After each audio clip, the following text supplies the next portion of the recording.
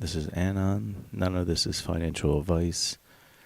This is for entertainment purposes only, and I am going to be covering today basically day after earnings for Aterian. Kind of not a whole lot of price action, but some interesting information just came out.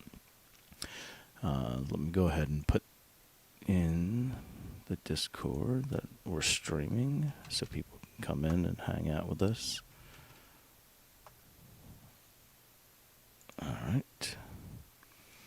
What's going on, Aloha? What's up, Devin? What's up, Wayne? I do have a bit of a cough again. I did overeat at dinner. Hello, Becca. What's up, Luther? What's up, Market Ninja? So, we'll see how the cough goes. But,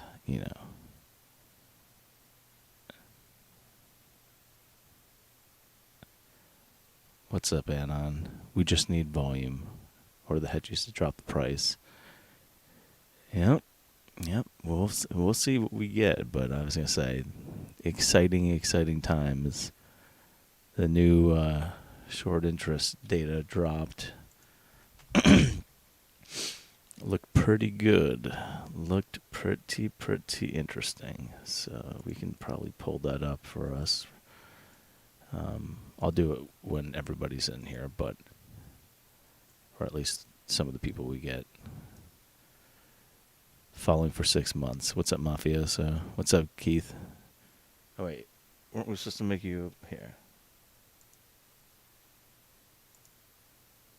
All right, Keith, you're now a mod. There you go.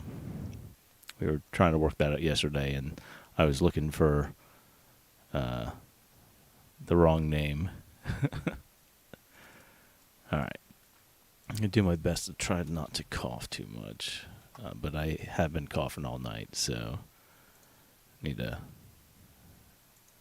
not do what I did. All right.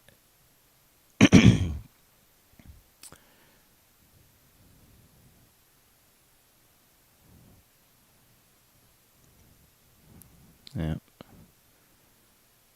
They're starting to have to short again, which is interesting.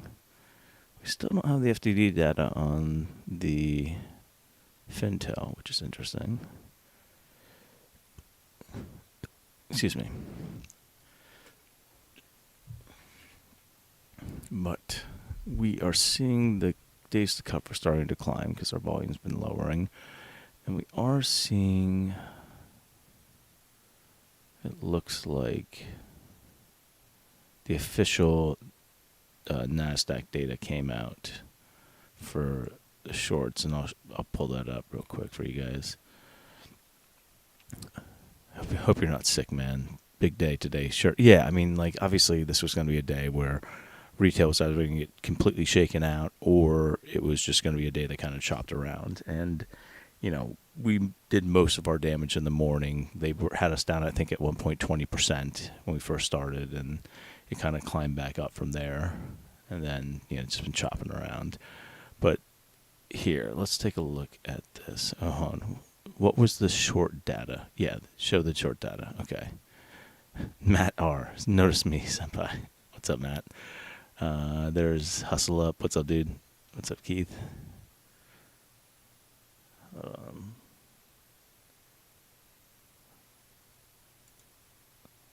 Hustle Up, you're now a mod too. All right. So if you see something you don't like on the chat, go ahead and correct it. Did you see the message from Yaniv I sent to the Discord? I don't think I did. Is that the one that he basically mentioned us? He said that we have thanks to our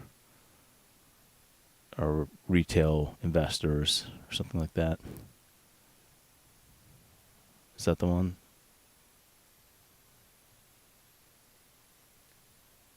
Let's see.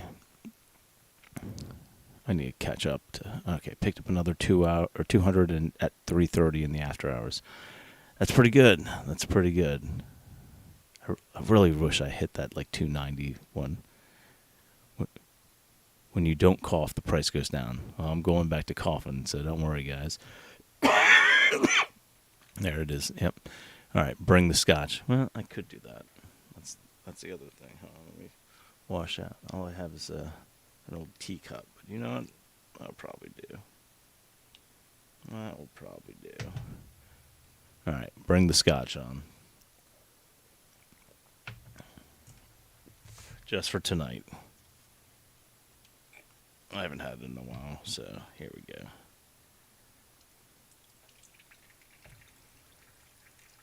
Pour myself a little some from my little barrel. See if this helps. What's up, Chris? Yep, bring on the scotch. All right, Market Ninja's got 2,700 shares and two $150 calls. Good stuff.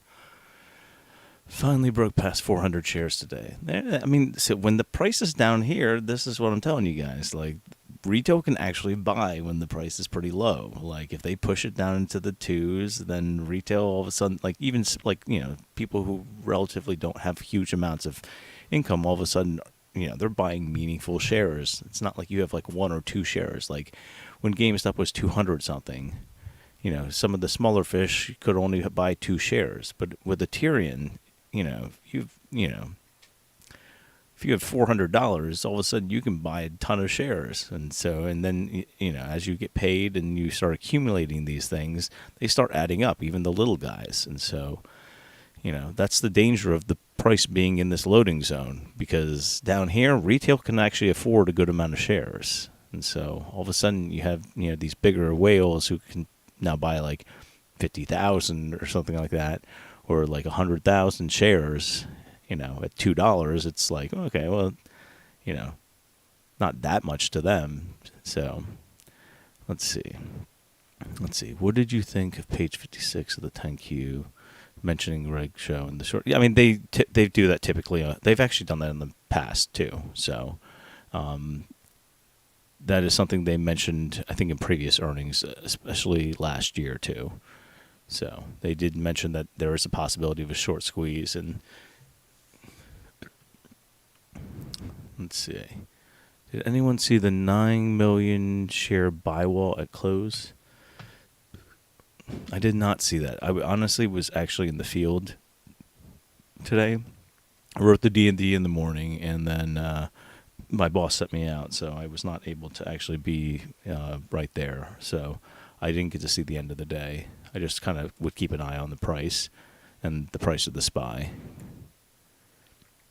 Is it true the short interest data jumped to 50%? So I need to buy... I was using my friend's Ortex, but I probably should buy that. But what I can show you is this. So this right here is Fintel. And what you see right here, is just here's the official. Yeah, so the official short data that came out was almost 13 million shares right now are shorted, which is a 24% increase from the last one.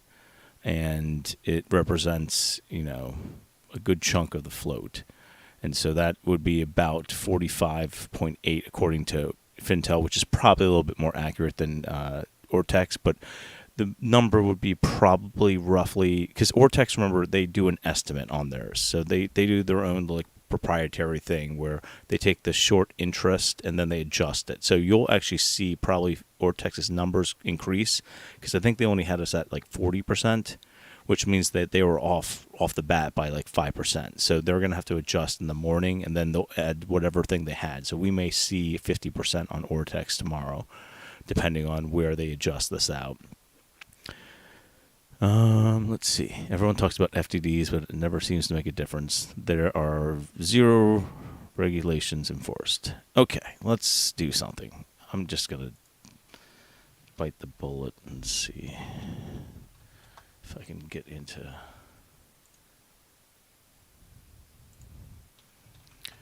Give me a second. I'm just going to go ahead and sign up real quick for Ortex so I can show you something.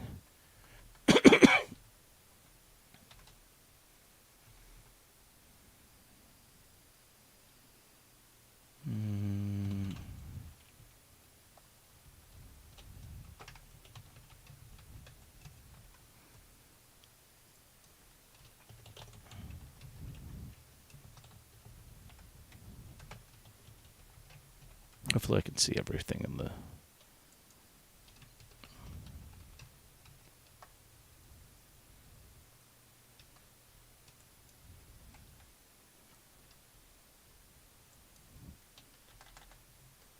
Let's see, what is going on here? Okay, so my caps lock is on. That's part of the problem. Okay. So let's try that one more time.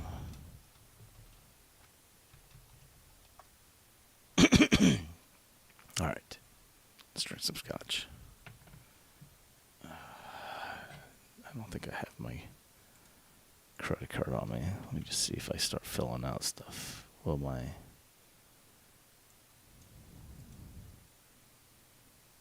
All right, hold on a second. I'm going to go grab a credit card.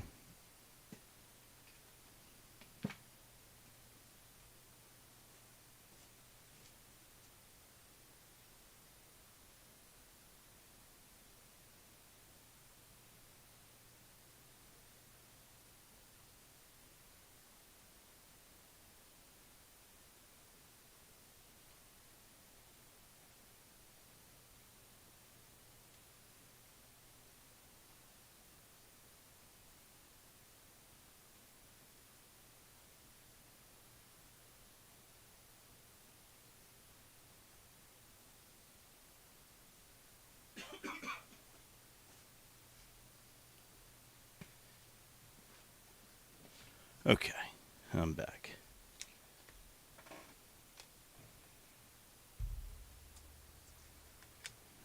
All right.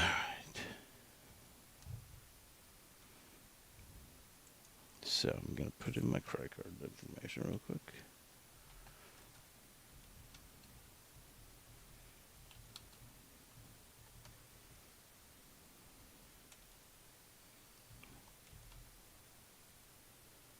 All right.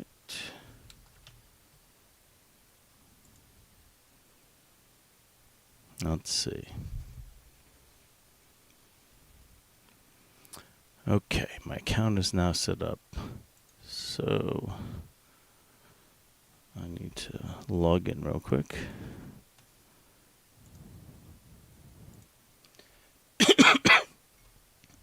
Hey, welcome to Ortex.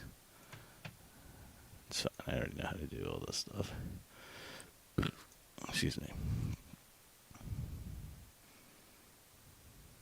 Okay. Do I need more help? No. Let's get started. Okay. So, let's do something real quick. Let's play a fun game. Let's go to GameStop to address what you were just talking about. So let's go to the short interest, and let's see if we can go some historical data. Okay. They want to teach me how to do this stuff. Okay. Okay, let's go to advanced. And we're going to go ahead and pull up the FTDs, just so you guys can see.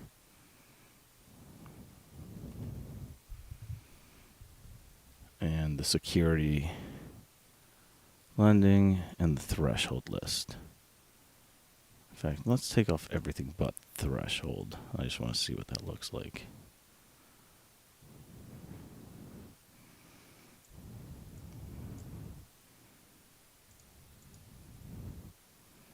Okay. So,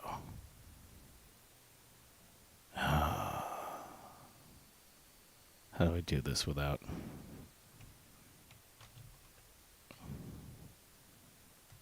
Alright, let me try doing this then. I need to do all, but I want to basically just highlight this section right here. And because it has my initials on it, I am now going to have to cut and paste it.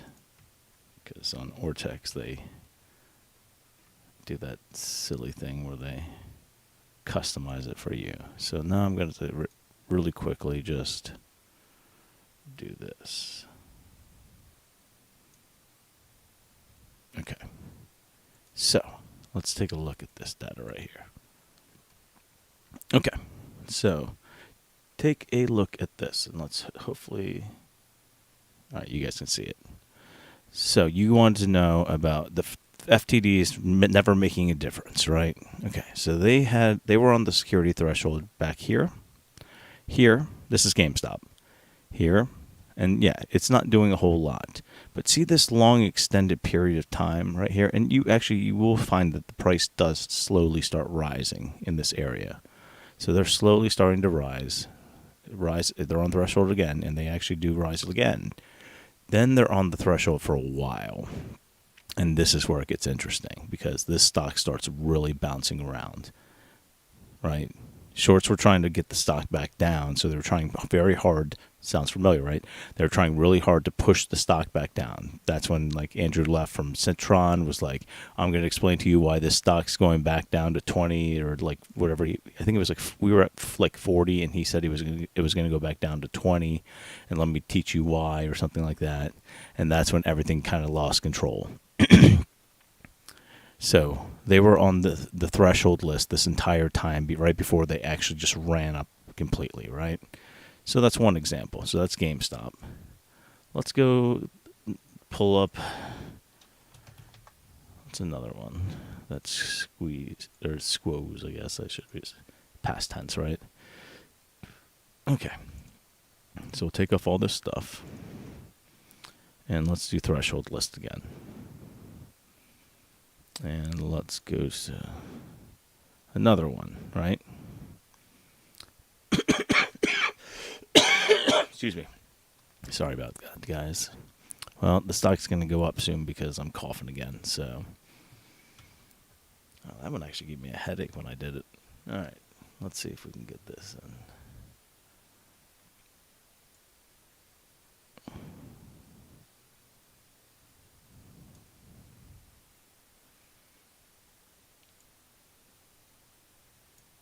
All right. Let me try that again. So we copy it, and we're going to paste it.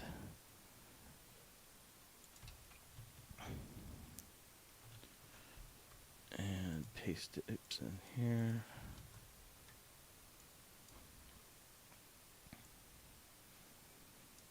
Okay, so here's going to be AMC, same thing, right? Crop it and bring it over for you guys. All right. So here's AMC. AMC was on the threshold list here, right? They got shorted down to this level, hit the threshold again. Then they were on this threshold for an extended period of time while they were starting to move up, right? This is all back in like January of like 2021. Or I guess this is technically January 2021. This is maybe like the November, December, January, like right around here probably. So what you see then is this is another one that was on the threshold list for a long time because it was on multiple times. They would, get this sell-off right here, right? But they couldn't squeeze everybody out. So you have another stretch here, and the price is starting to move up, as you see. They get hit really hard down, right? And this is what I'm telling you about these like FTDs and all this stuff. You guys have to realize that this happens more than you think. And when it does, everyone seems to like, the play's over or whatever's going on. But if you're patient, what you'll find is you will see that every single time this happens for a long period of time, they can't figure out how to get it down. They eventually have to go. It's like a pressure valve.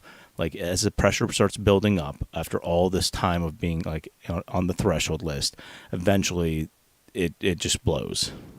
And so they went up here and look at this candle. They get shorted down. Oh, everything's over. We hit $22 a share. That was it. The squeeze is over. Next day they push it down. But if you're patient and you understand what's going on, then you'll see that it runs. If you were looking at these days, well, it's over, until all of a sudden you hit 70. All right. Problem is people took profits up here. I mean, not a problem, but I mean, like, people took profits up here and they pushed the stock down. People started freaking out, and that's when it's been, just showing you, though, like, FTDs, when they start piling up, let's look at another one.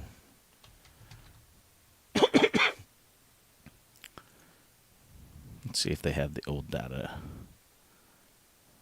Well, they might. Let's see.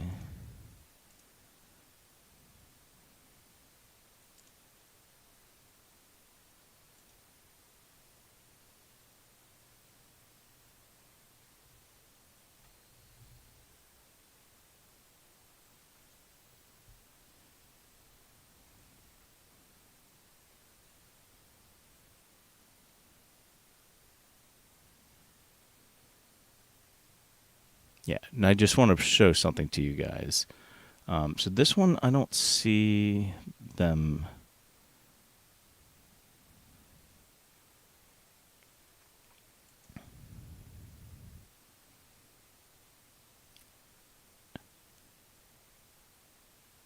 Yeah, so I don't see them having the threshold listed for this particular stock that I'm looking at, but I'm going to show you anyway. Just something that's a little bit ridiculous, which is, take off this other stuff so you can just see at least this portion.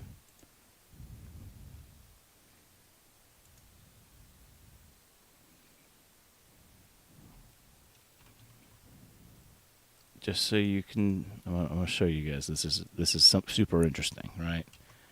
Because you're going to go, how did this happen? And all right, so support.com before it went, and people were asking me about this yesterday because I got accused of, oh, well, you were in support and then you were also in for the second one. How could you be so stupid?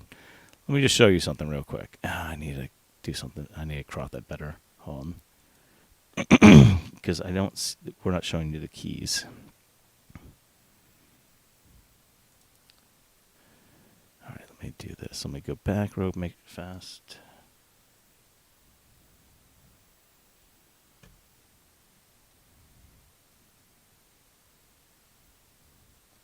This mouse is so... Just stay still for a second. Here we go. All right. I know I'm falling behind on this. Whenever I go on these tangents, I always end up 2 hours behind on the comments. So I apologize, but I promise I'm making a point. Okay. Let me crop it and show you guys. All right. So look at this right here. This is support.com.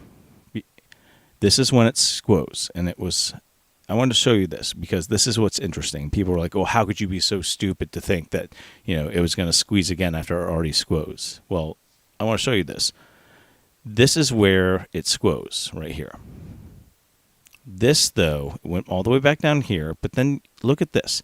It was 145% utilization on this stock.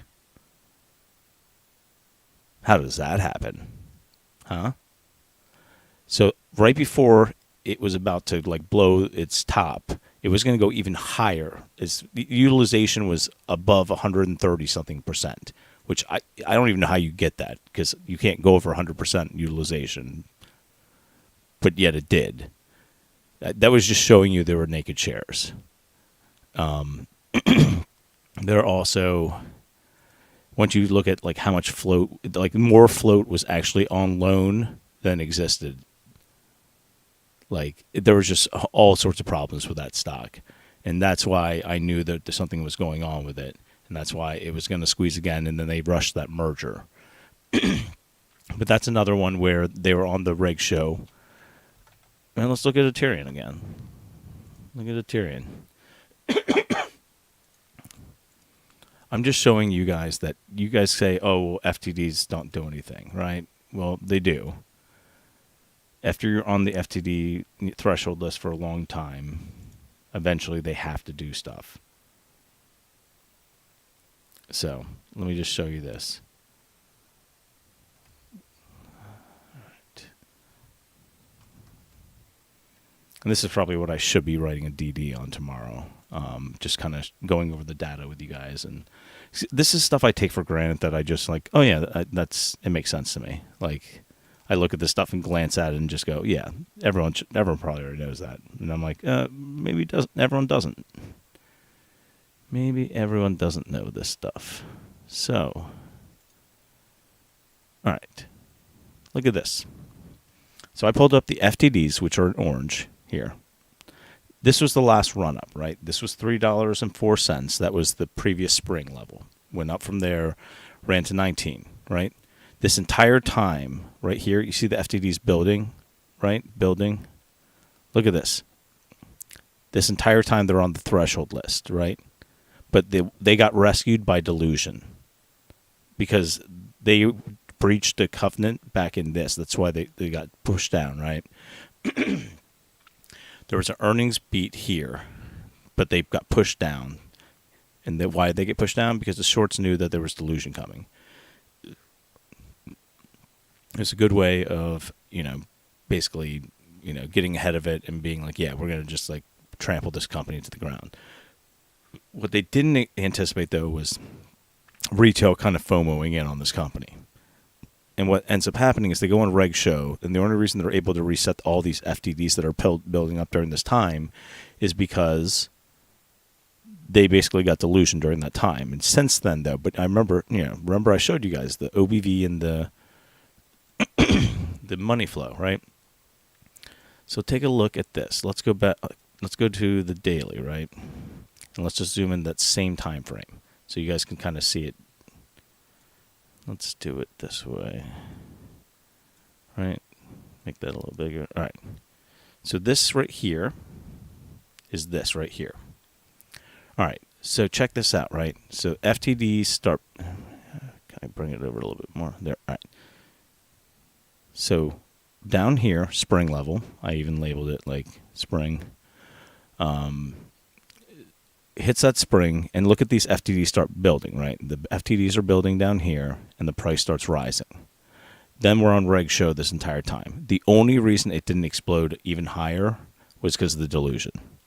They got to reset. But look, they were still failing to deliver huge amounts back here, but then they were able to just push it down because retail, not understanding how warrants, how delusion works, they were like, oh, it's over. And so what you end up finding is that, like, because retail, like, exited, not all retail, because if you look right here, they got enough FTDs out that it wasn't on Reg Show, which, shows right here. So, like, during this time frame, if retail actually understood what was going on and held, it would have exploded. But they didn't. So what ends up happening is, like, half retail keeps it and averages down. And then if you look, there was a good amount of money that flowed in. Keeps, pretty steady over this time. They're just dropping it, right? People start, slowly selling off a little bit until we have this run up again, right? And now we're up here pinned up at near the 90s and 100s. It wasn't even this high the last run up. So there's a lot more people in now. Right? So look at this now compared to this. So we were down here at the 210 level, right? Even lower than the previous one. But look at these FTDs. These are all failure to delivers. That's 2.4 million, which is like 10% of the float, right? And now we're on this Reg Show. The difference is, though, we don't have delusion, right? So they're trying to push this stock back down. Oh, nothing to see here, nothing to see here, right? We don't have the FTD data yet. We'll get it on the 16th for all these orange bars. And what's sad is, like, retail, if they had just, if they understood how this works, they would realize that the FTDs would have gotten even higher if they didn't bail during here. They basically were like, faked out by the $7 and then the rejection off of it and then this downturn. But what's going to happen is if retail is smart, and this is not financial advice, but I'm saying, like, if retail traders are smart, they'll understand the lower the price goes, the more power they have, because every time they buy and hold these stocks for long periods of time, eventually what you do is you get those. Where's GameStop? I think it was this one. You get this. Once they get in trouble with the stock and they go on these, I should have pulled up the FTDs on this, but what you'll see is these FTDs, after they build up for a long time, eventually there's too much pressure, and they have to let go because they have to be able to reset some of these FTDs and get it back under control. The only way that happens is if the stock price goes up massively enough for people to sell, because most people are not going to sell their shares at $2 a share, but they would if it's 25 a share. You understand what I'm saying? Like, so the only way that you're going to be able to get retail to get rid of these shares, which is what you desperately need, is if you raise it high enough where they go, I don't have any choice. I have to basically close my position because I've made so much money. You know, and GameStop was one of those that people were talking about, like, oh, these shares are going to go for millions, and that's why it was able to run up to these, you know, extreme heights, because they couldn't shake retail out. Like, even the days where it went up to, like, you know, a couple hundred, and then it was down to like 40 the next day, like, they couldn't shake people out. And that's why they had to basically turn off, the brokerages had to turn off, because they couldn't, they weren't going to be able to afford the shares anymore. So when people say, oh, well, FTDs, they never make a difference, TAC, you know, it's not quite true, because those FTDs, after they stack up for a while, they do matter. So Drakeby says, I feel like we have most of the free float locked. Yeah, my guess would be probably. I mean, like, obviously there's been some selling pressure, but I mean, if there's going to be a chance for retail, if they haven't locked up the entire float, we're still 100% utilization. So we're still also on the reg show, which means that they're still failing to deliver shares. But I was going to say, retail is going to get a chance to really buy in deep here if they want to. Once again, this is not me telling people to do anything. I'm just literally explaining how the market mechanics of this work. Yeah, like right now, about 50% of the free float's shorted. And I think almost 80%, if I remember correctly, of the... Yeah, it's like 76% of the free float's out on loan. So, let's see.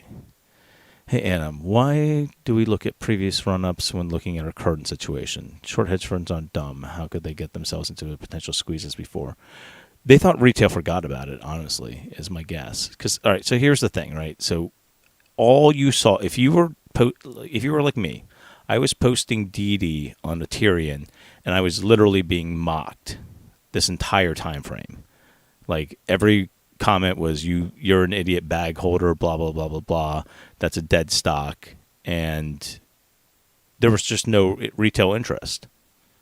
And it wasn't until I wrote a DD that kind of compared the warrant situations, and that's when, you know, things kind of changed, and that's when this all kind of, you know, retail over that weekend got really interested. And that wasn't just me, but I mean, there were people that were writing DD during this time frame that kind of understood what was going on. So, let's see. Can you check the short interest data? I think I just did, right? All right. Did you all see the Bloomberg post on Reddit? I don't think so. If you can link it to me in a DM, that'd be great. Let's see.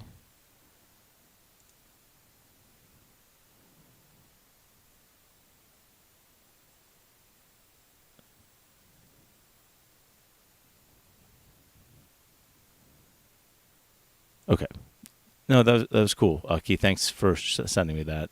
He basically just showed me that the CEO had written him back, which is a cool thing. And then, yes, I don't know if Rich Graves is in here, but I was teasing his AI. He wrote an AI program, which is actually pretty cool. Let's see.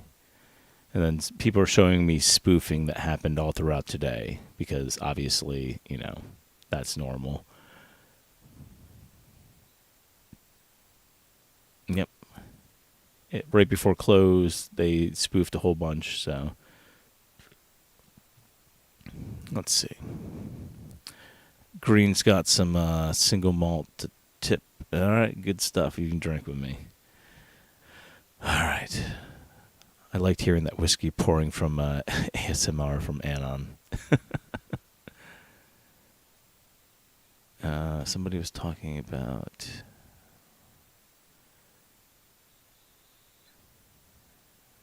All right.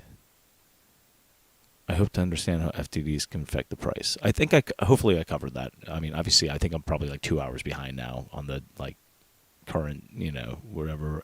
I won't see what everyone's writing for probably like an hour. So if, you have to forgive me on that.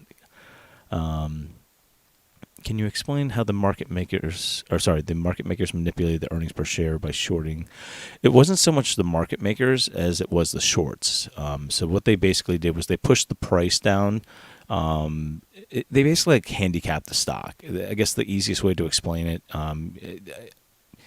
they pushed it down knowing how it would affect the balance sheet going forward. And it would provide a very false indicator of how things were actually going because of where the price was at the time. So, and then the next day they released it because they knew it was enough to hit the balance sheet.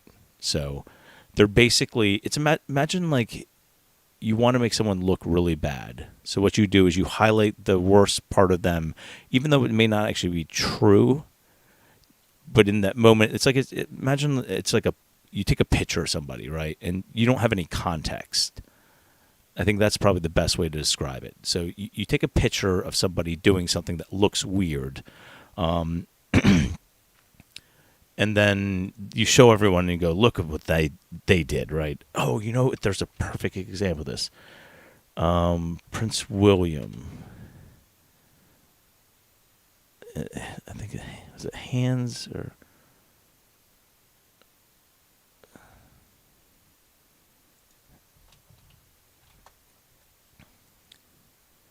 There's like this one photo of Prince William, and it looks like he's doing something like terrible. And in all actuality, yeah, here it is. I found it. Here it is. So I can show you guys this. So this is kind of what they basically did. All right. So this is what the shorts basically did. They took a photo like this and said, look at what Aterian's doing. In all actuality, though, this is what Aterian actually was doing. But, it's the angle that they were basically, because they knew that was going to hit the balance sheet. And it was going to look this way, even though it was really this.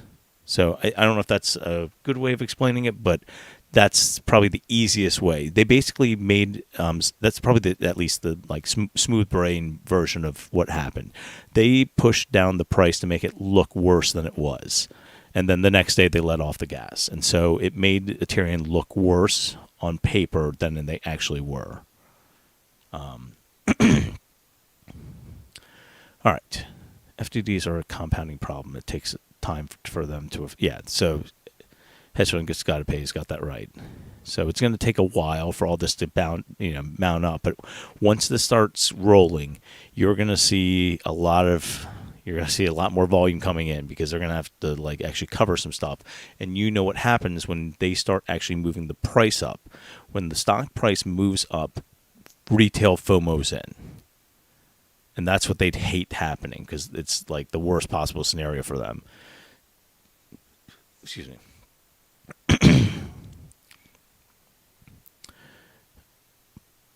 Fintel has the float on Aterian at 28 million when it should be probably 26. So it's probably closer to 50%. Yeah, that's probably true. Everyone's got their own, things. I think that I did the numbers out, and I think mine were closer to Ortex's numbers. But yeah, so about 50% of the float is shorted right now, and about 76% roughly is out on loan. So how long was SST on Reg's show before it squeezed? I could look that up. Let's see. Let's pull up SST.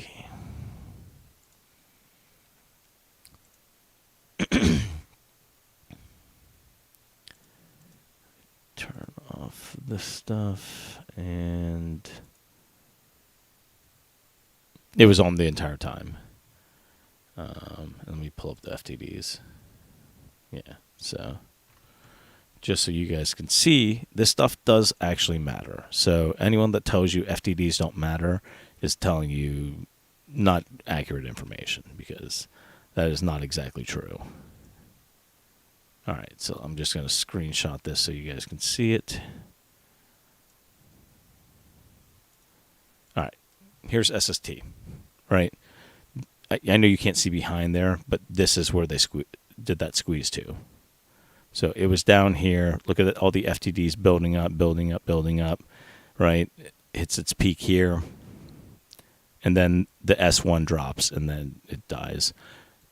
But that's what I was warning everyone about. If anyone remembers, everyone wanted to know why I chose Aterian versus SST when SST's numbers were better, and I said because at any moment I played it I think 1 day or 2 days, and I made like 300% on options, and then I sold.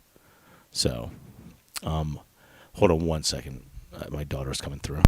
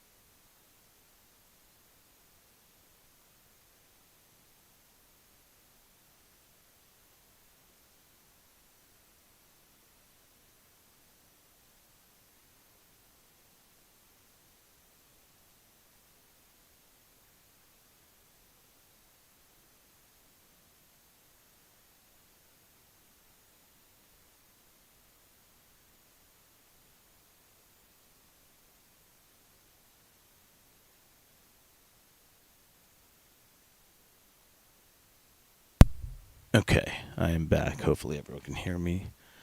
All right, so where was I?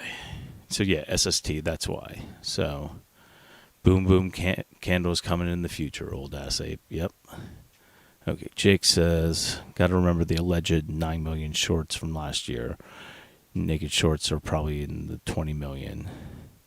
I mean, they could have closed some during this time frame, but yeah, I mean, I wouldn't count all of them, but there's definitely the possibility of them being hidden in there. I'm not accusing anybody of anything, but they did during this time frame right here on the Aterian. They basically said, "Hey, we suspect." I think it was like around October. They were like, "We suspect there's about 9 million, naked shorts out there, or 8, whatever it was." Bud should have had this figured out before the stream. Nah, I just go on the fly. I don't really have time to prepare, to be honest with you guys. I work a full-time job. I drive my kids home from school.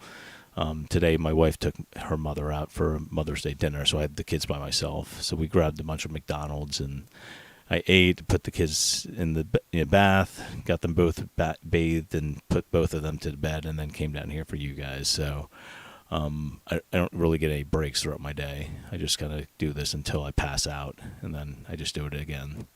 So, but yeah, I don't have a lot of time to prep, to be honest with you guys, or else I'd probably be a lot more organized, and I wouldn't do these long streams. I would just put out videos. I'm working really inefficiently, but I just don't have time. So I end up being on here with you guys, hanging out for like 2 hours every night until I basically get too tired to talk. All right. Hey, Anna, what do you think about the statistics given by the Bloomberg Terminal that shows a lot of shorting happened and the retail is holding strong? Yeah, I mean, I thought it was really interesting. And I'd like to think that retail's kind of at least read the DD and understands what's going on.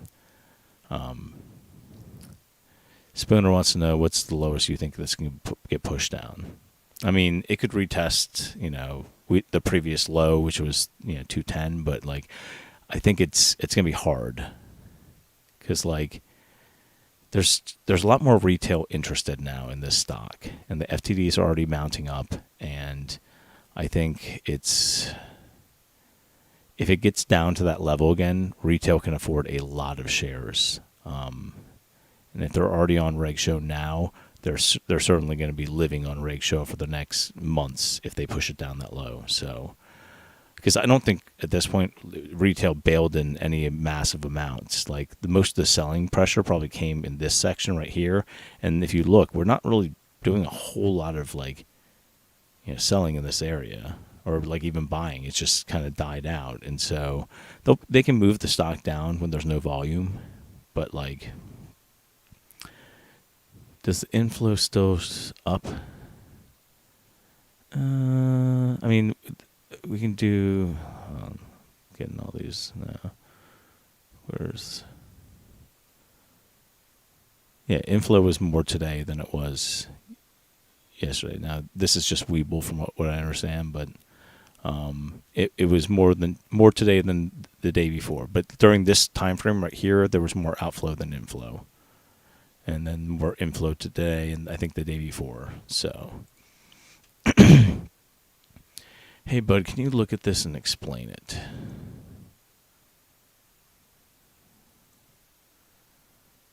All right. Let's see real quick. Hopefully you guys can see that. Let's see. I don't actually have access to a Bloomberg, but let's see if we can figure it out on the fly. So this is the one that I think they were showing. Okay, so this is the price. That's the green line right here. You see there's massive amounts of shorting during this time frame, right? Covering is when a short actually covers their position. So somebody actually covered right here to make this move up, right? Then they had to massively short the stock while it was running up. There was some covering that happened here, which caused the top here to go probably to like 7. And then since then, there's just been like small amounts of covering and more shorting. And then kind of like, let's see. And then this is the S3 data. Okay, so this is the S3 float. And then this is the actual float right here in millions. Okay. They give you more than that? Okay, so here's the utilization. This looks like it should be high. Okay, he's only got it right here on this part right here, which is 98, but it looks like it's over 100% right now. All right. Days to cover obviously went down massively because what ends up happening is the more volume you get, the days to cover goes down, but it's starting to rise again. And then let's see. I'm guessing this offer is like the ask, so the bid ask.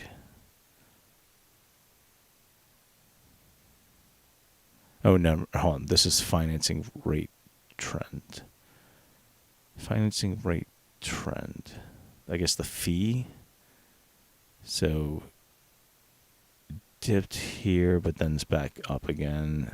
And these have been on the rise. They're starting to trail off there, but I would guess that's some sort of like borrow fee or what the shorts are doing on the other side. And the Fish Guru was saying that S3 float is the float that accounts for all the shares that the shorts have shorted.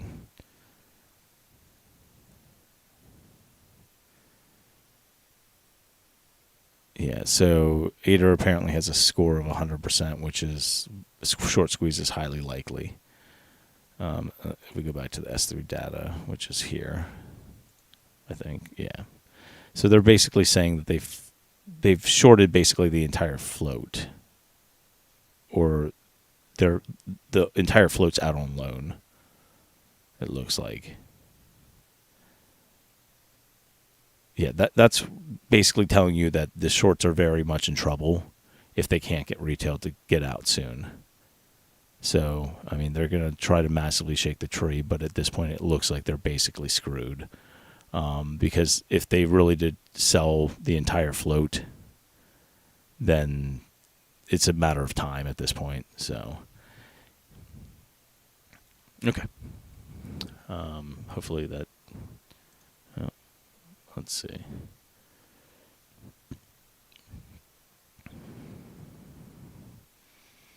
Let's see. just think of this as GameStop has 67 million float. We have 27 million. I mean, like, at some point, Aterian would probably do an ATM. I think it's very unrealistic for me to tell you that Aterian wouldn't do an ATM at some point, because I think they would love to have cash to do more M&A, which is mergers and acquisitions, because they would, if there's a bunch of distressed companies, they could scoop them up for pennies on the dollar at this point right now, and then really kind of round out what they have for their catalog. So but I don't know what price. I know right now that we went up to 7 and they didn't touch any sort of ATM. So, I would think that they would at least let it go to where the warrants are. There's warrants at 15 and there's warrants at 25. And I think they would rather get the money from those. I don't think they like shorts. I'm going to be honest with you. Like, I think these guys are really annoyed that these shorts have been targeting and basically dragging their company through the mud. They should have been able to raise a good amount of money, and they basically got forced to raise cash in the worst way, not the worst way, because private placements is better than ATM, but they basically were made to dilute when their stock was way down. And the reason why the stock was way down was because the shorts pushed it there, knowing that they needed cash. It's a vicious cycle. So I'm pretty sure that these guys don't like, they don't like shorts any more than you and I do. In fact, they probably hate them more because it's literally their company and their money that they're messing with. Like, from what I understood, somebody said once that Yaniv's, a lot of his net worth is tied up in Aterian, because most of his, shares are his net worth. And, there's a bunch of, people that work for them that have, common shares that are issued to them through company perks and stuff like that. And I don't think they want this stock to be down here, so.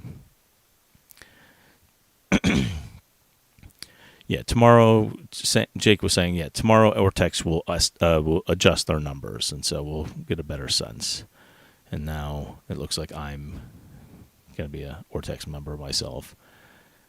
It's just handy to have that information on the side, too. And at this point right now, because you guys have been nice enough to hang out with me, and, I can afford, as long as the YouTube thing pays me about this, the YouTube would pay for the Ortex. So, all right. So just think of this as GameStop with so market cap wise, I mean, it will move, and it will be much higher than we were. I mean, at one point when we were, 18 over here, I mean, that was probably, I have to remember what the float was back then.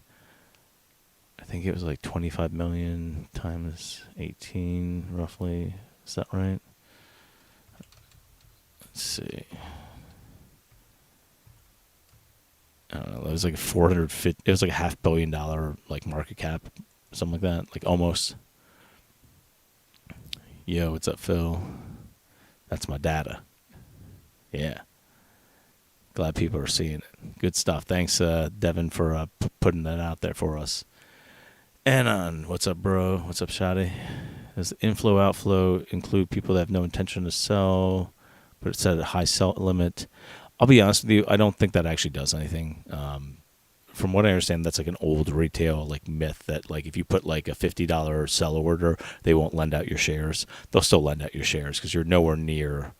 They wouldn't lend out your shares if you're $1 over, but they wouldn't if you're $50. There's no chance of that happening in the immediate future, so they'll just lend out your shares anyway.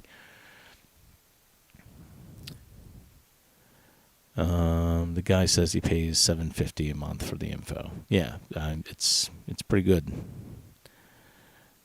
Black app from S3 Partners. Yeah, it looked pretty good. I don't have access to that at this point right now. I don't have that kind of money. We're just laying around to pay thousands of dollars out for all these different tools. Maybe someday.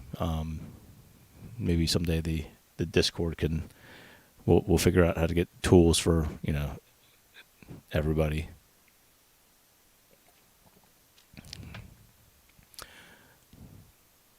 Yeah. So Mike was just saying that most investors understand what creates a short squeeze. And I I like thinking that, but then I watch people on Reddit and see how they react when the stock goes down like, 30-40%, and I go, I don't think they really do. I think they like to think that they are there, but as soon as something goes south, then they start, FUD sinks in, and they're the first ones running around spreading FUD. So, what's up, Nifty? Nice GME chart.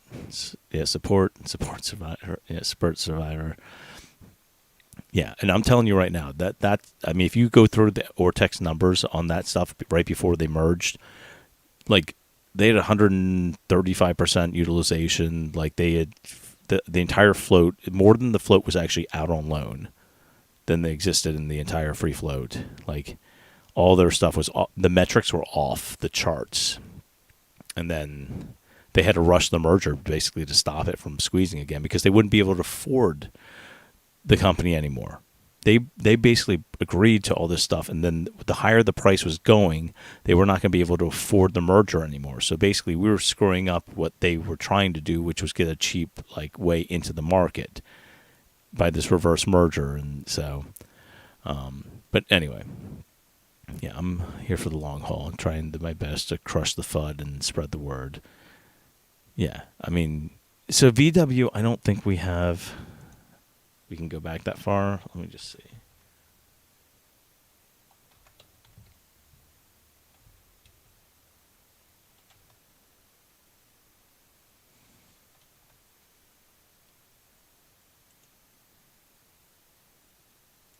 We're going to find out right now.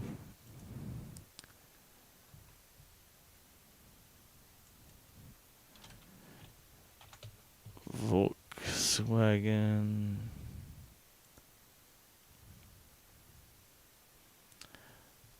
I don't know if this will show, but we're going to find out.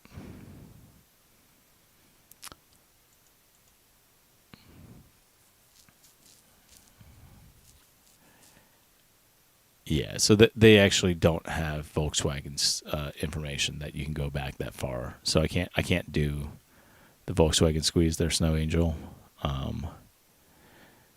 But yeah.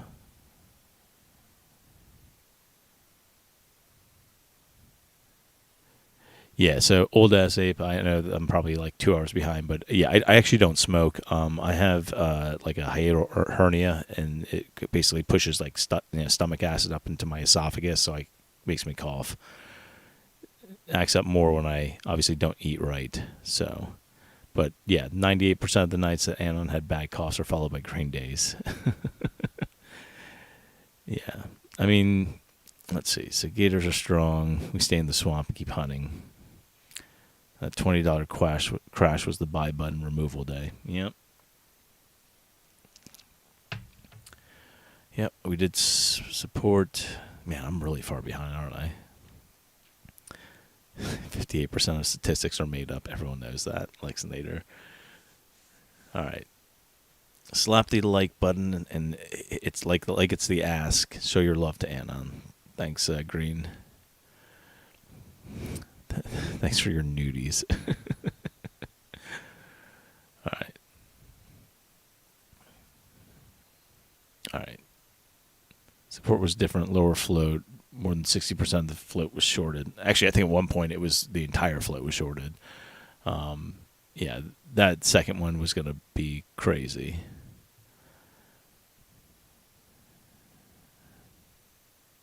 Yeah, so let's see. So since GME and AMC happened, can the SI be above 100%? Yeah, they changed the way that SI is calculated after GameStop to try to basically deter people from looking at something and being like, oh my God, how? We're going to be approaching those kinds of levels, though, if this keeps up. So, rushed out of the shower to watch. Hey, Anon, I averaged down 30 cents today. Hey, congratulations. All right. Is this the call for ATER? Oh, is the call for Aterian at 750 or 5 and on the 20th officially over now? I don't think it's over. It's just going to depend on what's going to end up happening. Because obviously, like, I'm viewing this like this. Typically, when you see an oscillator go like this, on the stochastic though, we're starting to cross over. So we could see tomorrow a dip down into like the 290s maybe, and then cross over and then push back up. We could see this actually getting to like be one of these ones and slightly go up. So they may try to do that where they push it down to like low threes, maybe even like break 3 and go to the 290s. But that could be like a spring area, and then you could see a reversal. You could see the stochastic, crossover, and then what you would see is this kind of come back up and then start crossing over back. Probably Thursday or Friday would be my guess. So I don't think it's over, because if we finish over 350 by the end of the week, I don't think those are completely out of the question. But once again, it sucks because 2 weeks ago they were in the money almost for the 750, and the fives definitely were. And earnings obviously was a slight disappointment, but at the same time it wasn't that bad. It's kind of like all the other earnings. It's like there's some good, there's some bad, but you can look at some silver linings in there. I'm really happy about the cash still being there. So cash being there was huge for me. I think the market cap pops 1.5 billion. Wow. Yeah, I'd like it if it did that. A lot of people in here would be doing pretty well then. All right. Thanks for asking. That was Devin. Yeah. All right. I wish I could average down more. Me too, man. Me too. I got a lot of stuff going on. I'm still waiting on the sale of my house. I'm supposed to close on the 18th, which is next week. I'm hoping it will be there in my account at that day, but I don't know how long it takes to like settle up and how this all works. So Devin's average is 356. Good for you. Good for you. All right. Bye. Hodl doesn't cut it. Yeah, if you have money and you want like the stock, do what you're going to do. I can't tell you any sort of financial advice, so yeah, I mean, typically that's the better way of approaching it. If you start chasing like up here and buying all the way up, you're better off waiting for these pullbacks, So, like this is a good time to buy down here. This is a bad time to buy when the RSI is crossing over 70. So that's why you want to do most of your buying when things look horrible. But also, I would always, this is not financial advice, I'm just explaining how this works. Never buy your entire position all at once is what I try to kind of get out there to people, because I think the most important thing you can learn is if you go in all at once, then you got no ammo left. And so if the stock price drops even more, you're going to end up kicking yourself because you're in at a, so say you bought it this day and you're like, okay, it's not going to go any lower. And it goes down here. And then you're like, and you start, just all the things going through your head are like, I could have, gotten 200 more shares if I just held on. Like if you buy like 20%, 20%, like, and then once it gets really down, if you really think it's going to be reversing, like if you see, for example, like the MACD is going to cross over and the stochastic's already crossed over and they're getting some more volume and you're like, all right, this is going to be a reversal, then, you can maybe add some more down there. But I just wanted to say that's probably the smarter way of doing it. I appreciate all your hard work, my brother. Thanks, Brazil. All right. Phil's learning to buy the dips. I keep mine into the triple digits. Let's effing go. Support at higher low is beneficial and shows signs of having new all-time highs in the time frame. Let's see what else is going on. Yeah, Aterian's going to be just fine. It's interesting because even though we're down here, I'm more calm about the stock than I was in this range, because this felt like no man's land. Down here, I at least am familiar with, and I kind of understand, because, yeah, nobody likes to see like a bleed off, but at the same time, like this is the danger zone because the spring was going to be somewhere in this area. And once we hit that, we're going to take another run up because the FTDs, as long as we have FTDs piling up, as long as we're reg show, as long as all this stuff's going on, like I showed you guys, like multiple different time frames. If you look at it, you know, look at GameStop, look at all these different ones. Like that's the wrong one because this one we didn't have the reg show. But let's see. Which one was this? AMC. Here's AMC. All those thresholds lead up to this. GameStop, same thing. Aterian, same thing in the past. So, 70 likes. Pump the like button. All right, thanks, Nifty. The 20th will be interesting. Yeah, I think it will be. All right, I'm just curious. I'm going to go pull up YouTube right now. I got a pop filter and seeing if it sounds better. I don't particularly like talking into this thing because I think it's like in my face, but I want to see if it makes me sound better. So tell me if there's any difference between now if I go pop, pop, pop. So let me pull up YouTube again so I can see the responses because I can't do that.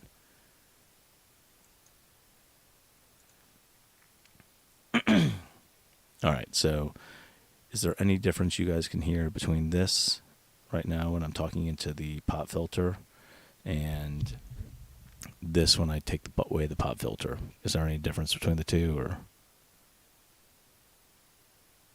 is it better with or without? So this is without the pop filter, and then this is with the pop filter.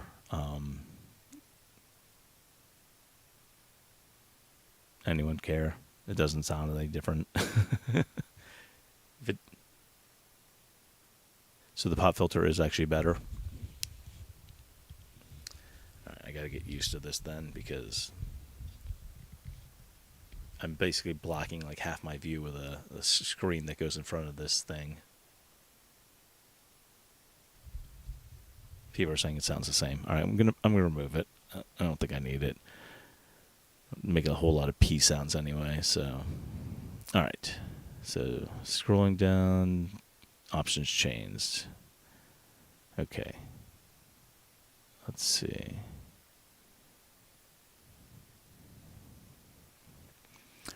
All right. Mathematically, if the new low is 298 or wherever, it was 292, I think, and the recent one was 210, we could be at new high squeezes for roughly the same percentile. Yeah, I guess you could calculate it that way, Mike. Let's see. Aterian is right now the number one shorted stock in terms of SI of free float. The company's not going out of business. A lot of heavily shorted stocks are declining in growth, except for Aterian's not. Old S8. Bubs, go into the newest chats, not the oldest ones. Kids are hollering won't work. Simple. Yeah, I'm not able to tell people what to do financially, so I can't tell people to buy or sell shares. I just am presenting information for everyone, and that's what I'm doing right now. But I did I did see you did a super chat, so thank you for that. All right. I can skip forward a little bit. I'm trying just to, let's see if there's anything that's super relevant. Joshua Harry just tipped. Thank you very much, Joshua. Appreciate that. All right. What did I say? Holding the buying power. Yeah, I mean, it'd be nice to see some retail coming. My guess is the lower the price gets, you're going to see a lot more retail volume coming in.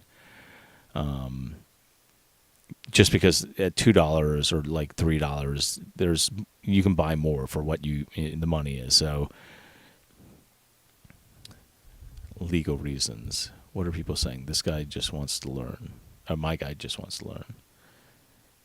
Yeah. So I'm once again like I have to tell people I'm not a financial advisor. I'm not a financial, professional. And this is just basically like you listening to your buddy at a barbecue ranting about the stock market. Like he shouldn't give you financial advice. Neither should I technically, because I don't have any sort of license or something that would be, so that's why I have to say not financial advice, be fine, everything basically, is because if I don't say that, then apparently I can get in trouble because people will go, well, he told me to buy the stock and it went down. And so, let's see. Yeah, I mean, I don't know. You guys are talking about somebody's age, but I don't know. I'm going to skip over that part because I'm trying to catch up a little bit. All right. Let's see. Let's see. Google. We need to. Yeah, if anyone doesn't understand terminology, feel free to ask. I'll try to catch up to it. I'm at least more than halfway down now. So, Marco says, thanks for everything you do and the time you give and sharing all of this information with us. Yeah, absolutely. If I can help at all and people learn things, I'm more than happy to do this stuff. I think my wife likes it because she gets to watch movies, whatever she wants, without me, wanting to watch things that she doesn't want to watch. So when she wants to watch stuff that's stupid, like Love is Blind or whatever, she can do that and watch trash TV without me. We are watching a Jack Reacher, though, the Amazon one. They can exercise warrants at 15. Yeah, the warrants, I believe, are like 1560, but there's only about 290,000 of them. So in the grand scheme of things, there's not much.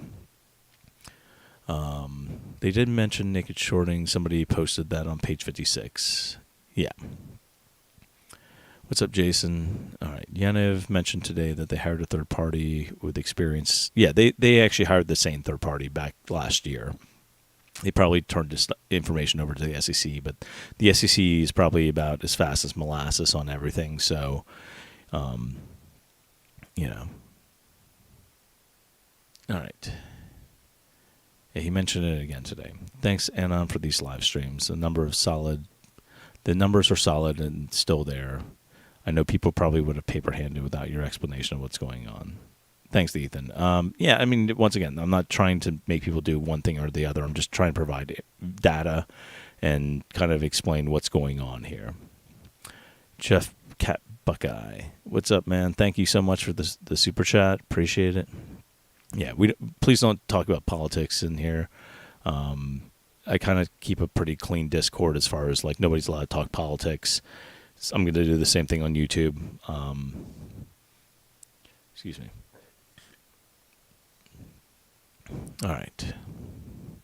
First time ever a YouTuber calls my name. Hey-ho, AnonFtheHFs. Yeah, what's up, Phil? Yeah, I mean, I'll read every one of these. I don't know how to do... Like, honestly, I'm not a YouTuber, guys. Like, I still laugh about this. Like, I agreed because, I don't know, there was a couple of guys that kept writing me, and they're like, you have to do YouTube because, like, all these YouTubers won't talk about us. And I was like, I really don't want to do this. I was like, number one, I'm nervous. I don't really want, like, it feels weird to me talking by myself at a microphone. I will say at least having a chat up is better because I can engage and talk to you guys so I don't feel as weird. But, like, I tried recording a video, like, just by myself, like, talking, and I was like, this sucks. Like, I kept messing up and, like, I have to write a script out, and so this to me is much easier. I can just kind of talk on the fly, and but I should do shorter, condensed ones that can kind of explain the DD, because no one's, like, honestly, you guys are cool for watching it, but there's only usually about 200 people in here, and that's not, most people are not going to sit down and listen to 2 hours worth of some guy ranting about one stock. It's not very feasible for your average YouTuber that's trying to get a quick information about a stock. This is not the best format. So Hiatal hernia doesn't push up anything. Your stomach's poking through your diaphragm and your chest, herniating upwards. This weakens the lower esophageal sphincter, causing the acid reflux. Okay, so the hiatal, I don't know. They just told me I had a hiatal hernia, and it's pushing on something that causes stuff to go up into my throat. So, but if you're a doctor, Kareem, you can tell me what I should do for this, because it sucks. I do need to go to the GI person at the VA, so... I know I've been DMing you screenshots of shady stuff I see with Aterian. Do you want us to do that? Yeah, I mean, honestly, I think everyone if you guys see stuff on, like, the spoofing, all that stuff, like, keep sending it to the SEC. Like, when they have a mountain of this evidence sitting there and they're not doing anything with it, like, eventually they're going to have to do something about it. Like, and we'll keep, I think we start reporting the fact that we're sending this stuff to the SEC and they're not doing anything to the DOJ. Because honestly, like, that means people are being, complicit in their jobs. So, like, implicit, it's complicit, yeah. I'm having a brain fart. Implicit, complicit. Is the volume dying? Isn't that bad for the stock? Not FUD, just curious. Yeah, so what's going on is right now, the volume died out because basically the entire market's, like, completely selling off, right? So no one's paying attention to a small, like, what's our market cap right now? Like 200 million market cap or something like that. They've got bigger fish to fry. Like when Apple's tanking and Tesla's tanking, like, they could care less about Aterian. Like, they were playing with us back here because it was, like, fun, but then the market started crashing. So they've left to go, like, deal with bigger issues. So they're not paying attention to Aterian. So we're back down to, like, pretty minimal, like, people actually playing in this right now. What you're going to see, though, is at some point we're going to hit a spring somewhere in this area. And when we hit that spring, we'll start moving up again. And because they're having to cover some of these shares at some point, what will happen is the stock price will actually start moving up, and there'll be some volume because they don't want to buy them all at once. So they're going to be, like, going up in waves. They use high-frequency trading machines, which brings volume. Now, what happens, though, is when the stock actually is moving up, like if you saw here, right, the first day it was running, it brought a lot of volume. And the days that you see the most volume are days that have the biggest candles. It's because volume brings volume. And so what you'll find is the days that we start seeing these large volumes, usually you'll see the price move up with them because retail starts FOMOing in on these days. Because they get wind that there's something going on, and so they want to be part of the action. So they start actually pushing up. This is a day of covering. You see, it's pretty low volume. But the next day, because it moved up, and there was a bunch of DD on, like, Aterian, the next day actually brought a ton of volume. That will probably be the case eventually. When we see a couple of green days here, then you'll start seeing more volume coming in. This, I think, was smart money trapping shorts, and then the rest of this has been, like, so... The price moved up on this day, right? The next day, got more volume. Price moved up on this day. Next day, volume. That's typically how the stuff works. So once we start seeing some, like, price movement up, retail will start coming back in because retail doesn't want to get left behind. It's completely kind of ass backwards, but that's how retail thinks. They won't buy anything that's not a winner in their eyes. So they'd rather buy here when the RSI is at 70 and 80 than to buy down here when they should be stacking up all their shares because they want to make sure that they're buying in on something that's going to move up. I know it's hard to explain to a lot of the new people, but it makes sense when you think about it because it's like I'd rather buy stock when it's down here when the RSI is, like, oversold and then sell up here. But in this case, it's Aterian I'm not selling because, if I was playing a normal stock, like when I was playing SST, when it was, like, I bought it down here, it ran up, and I sold up here because I wasn't long on it. Like, I'm long on Aterian. So, like, for me, I'm not closing any of my positions until I see shorts covering or, the stock prices at ridiculous levels and stuff like that. Like, that would have to make me go, oh, maybe I should take some profits. But, like, I've been long Aterian for a long time, so. But yeah, volume will bring volume. So when we see a day when there's price movement like this, even though it wasn't a huge amount of volume, the next day usually that follows will bring more volume. If you keep stacking that, you'll get a decent amount of volume, and that's what will happen for the next run up. So I'm not worried about the volume. The volume's dead right now because sellers, they can't get enough sellers right now to basically scare the crap out of retail out. Like, they're scaring retail, but it's trickling. They can't get retail to just dump all at once, and that's what they're looking for. So, but yeah, LexNair, I have gotten them, and I think I wrote you that said you should send it to the SEC and the DOJ. That's what I would recommend. If you don't have their contact information, we can go over that. But I think I posted inside like how to report, crimes or something like that. Do you know how long AMC and GME were on Reg Show before the squeeze? I did cover that earlier. If you want to go back and look at it, but where is this? Was AMC, I think. So I mean, the problem is that it's not continuous. So but you can see this entire time frame. I don't have the dates on that, but that, to me, this is January. So this is probably like December, November, September. So basically since September, and then it eventually moved in like January, or maybe that was February when they did. AMC moved after, I think, didn't it? I think AMC moved slightly like AMC might have been like in February, wasn't it? Let me see. When did AMC move up? Let's see. They moved up.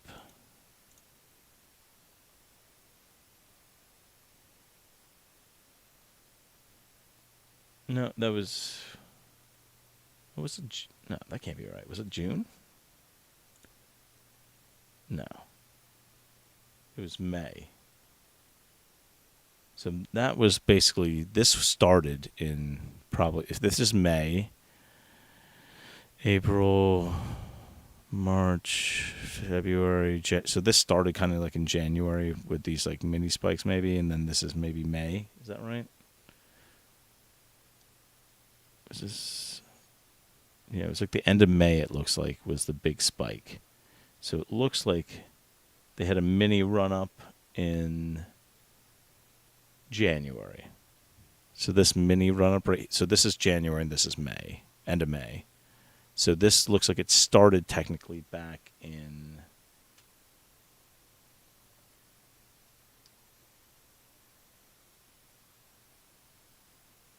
September, November of the prior year, which is actually coinciding with GameStop. And then, where is GameStop's information? It's somewhere around here. That's SST.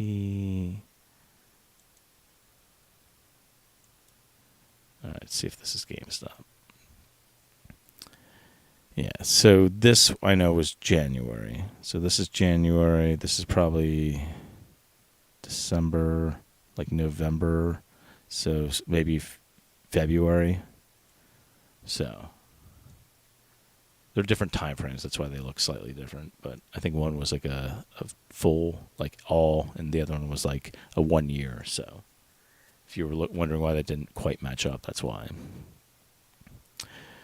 Yeah, where are the bots recently? I think we may have banned them, or they just think we're idiots, and they're like, well, they've sold out, and they're not going to, or either that or because we love them, they stopped. It was having the opposite effect. It was like, oh, we're actually onto something, so get off of here. And on how do I have the same indicators as you in TradeView? I mean, I've got a couple different ones in TradeView. I have a couple of like accounts. What do you want to? I guess do me a favor. DM me in the Discord. If you're not part of the Discord, join it. I'll leave a link in here in a little bit. But if you want, I can kind of explain to you what kind of stuff I look for. Inside of indicators and stuff like that, and we can help get anyone that wants to learn how to use indicators better set up. I've always said, like, I'm happy to help people in the Discord. I don't have a ton of time right now as far as like on the day to day, because I am doing stuff in the field more often. But someday when I maybe stream full time, I can help people kind of walk through all that stuff. And so, but in the meantime, if you want to DM me, I can at least let you know which ones I have up and kind of help you read some of them. All right. The pop filter is better. I don't see a difference. Okay. Better without, but much lower volume. Okay. If it's blocking your screen, it's not worth it. Yeah, that's kind of what my thought was too. Yeah, Jack Reacher wasn't too bad. I'm enjoying it. That dude's jacked. I was like, "Joosh." I know Tom Cruise did the movie, and it was good, but it was kind of like hard to like meet. I was having trouble because if you've ever read the books, he's like this big, intimidating guy, and then they had Tom Cruise play him, and I'm like, he's a great actor, and he did a good job with the role, but it wasn't as believable that this guy was just like hulking around, like just effing up everybody in the small town. So John's asking, is this thing over? I feel like I've been beaten to the earth. No. I mean, if you missed out on the beginning of this, I would recommend taking a look. Yeah, I would take a look at the beginning of this video, because I think I covered FTDs, and I think that will give people a better perspective on how these things work out. And John says, I know how you feel. I record raps in my basement, or my apartment. Everyone can hear me. I'm pretty sure. I'm sure I'm by myself. Yeah. Yeah. And here's the thing, guys. Like, it's great, and you guys are hanging out, but like, yeah, I don't have a huge follower. Like, I think I have I don't even have 2K subscribers, and that's fine. I mean, I don't cover multiple stocks. I cover one stock. And it's probably just everyone from the Discord that subbed and hangs out, and if they're stumbling across ATER and they want to hear something. But Wilma Mason, thanks, Anon, for sharing all your knowledge. Yeah, appreciate you guys just hanging out with me. The hedge fund. Oh, what's up, hedge? Retail settlement assurance during these dips are necessary. Your live streams and DD are crucial. Please keep it up. Hey, thanks, man. I appreciate it. All right. So, seeking the wisdom of industry mentor, leader, longtime professional is tremendous value. May I ask, what did you study, and how long have I worked in this industry? So, interestingly enough, I actually don't work in the industry. In fact, my job has nothing to do with any sort of stocks or financials or anything like that. I work for a small business, and I don't ever tell people what I do, but it has nothing to do with the stock market or anything like that. I've learned all this stuff from trial and error, from just kind of being interested in this and doing a lot of studying. And honestly, I'll tell you something that I think was super important for me, and it's something I learned at a young age, because I wasn't the best student always. And I really didn't understand how I learned. I was one of those people that probably had ADD in high school, but didn't actually take anything for it. So I just kind of developed my own ways of trying to figure out stuff. Because back when I was going through school, that wasn't a normal thing where people got prescribed medicine for that. So what I did was I started going through and said, this is something I'm interested in. And I decided I was going to start spending at least 2 to 3 hours every single day. Didn't matter where it was, what it was, if I was on a lunch break, if I was, going to the bathroom, if I was, if I, anytime I could just find a couple minutes, I would start actually keeping an ebook on me. And I literally I started with finances for dummies and small things, but I wanted to understand. I think I read Stocks for Dummies, a paperback at one point. I used to go to the library, which is free, and I would take out books on a whole bunch of different ones. And once I kind of burned through all the there's a whole bunch of them that are just basically about personal finances, and they cover just like the basics of stocks. But I really got interested in stocks when I was actually taking an accounting class in college. I went back to school on the GI Bill, and I hated accounting. Accounting was one of my like most dreaded like honestly I failed the first accounting because like I stopped going to class because I was like I was taking too many classes at the time. I think I was taking 5 classes, and accounting was just the one I decided that I'm going to drop this one because it was just too hard to balance all the other classes and that one. And I decided to take accounting by itself in the winter semester. And it was condensed, but I had a really good teacher that second time. And he was like, you need to learn this stuff. He's like, honestly. And he's like, yeah, you're working in a small business, and you may not need to know how these stocks and stuff work, but he goes, to be honest with you, they're pretty cool. And he sat down with me, and he actually, because he was a former Army guy, I think he was like a second lieutenant or first lieutenant in the Army, and he started teaching classes. He got his accounting degree and became a CPA, but he was a younger guy, and he and I actually were about the same age roughly. And so he was fine staying after class for 20, 30 minutes each day, and he was like, I'll make sure you pass this class, because I was like, telling him, I'm like, listen, I need to do this for the GI Bill. I can only take this class like one more time, or else I'm gonna owe money to them and not be able to get it paid for. So he was like, I'll make sure you get through this. So, but once we got to the stock section, I actually kind of really thought it was interesting, like how these balance sheets work, these snapshots, and how the market all kind of fits together. And so I really got more interested when I took that class. And so,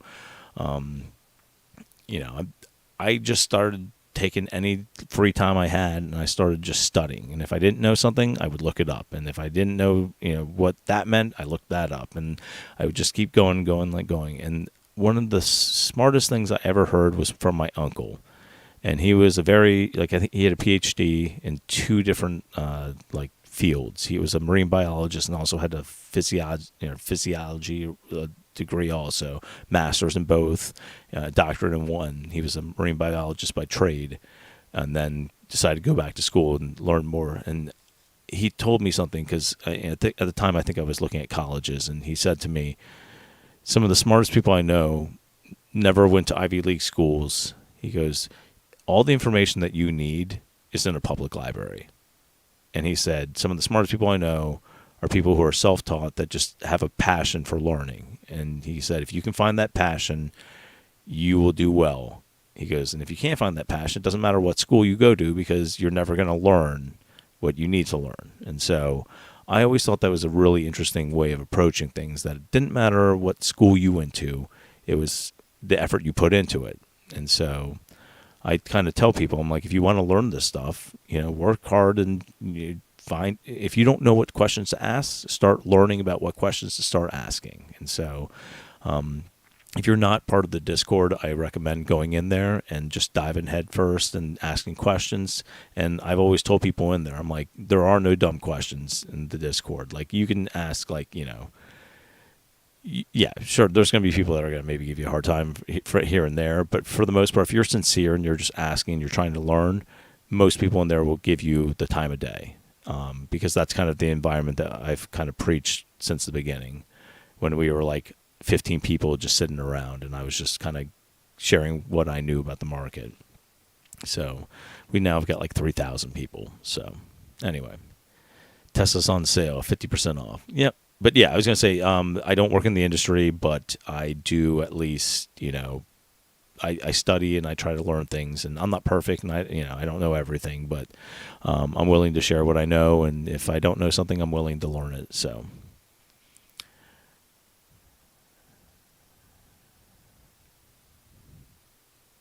let's see. Yeah, he's not a financial professional. He's a retail trader that's been doing this for a while. Yep, that's very true. Keith's got it. The market crashing isn't exactly a bad thing. It can be useful.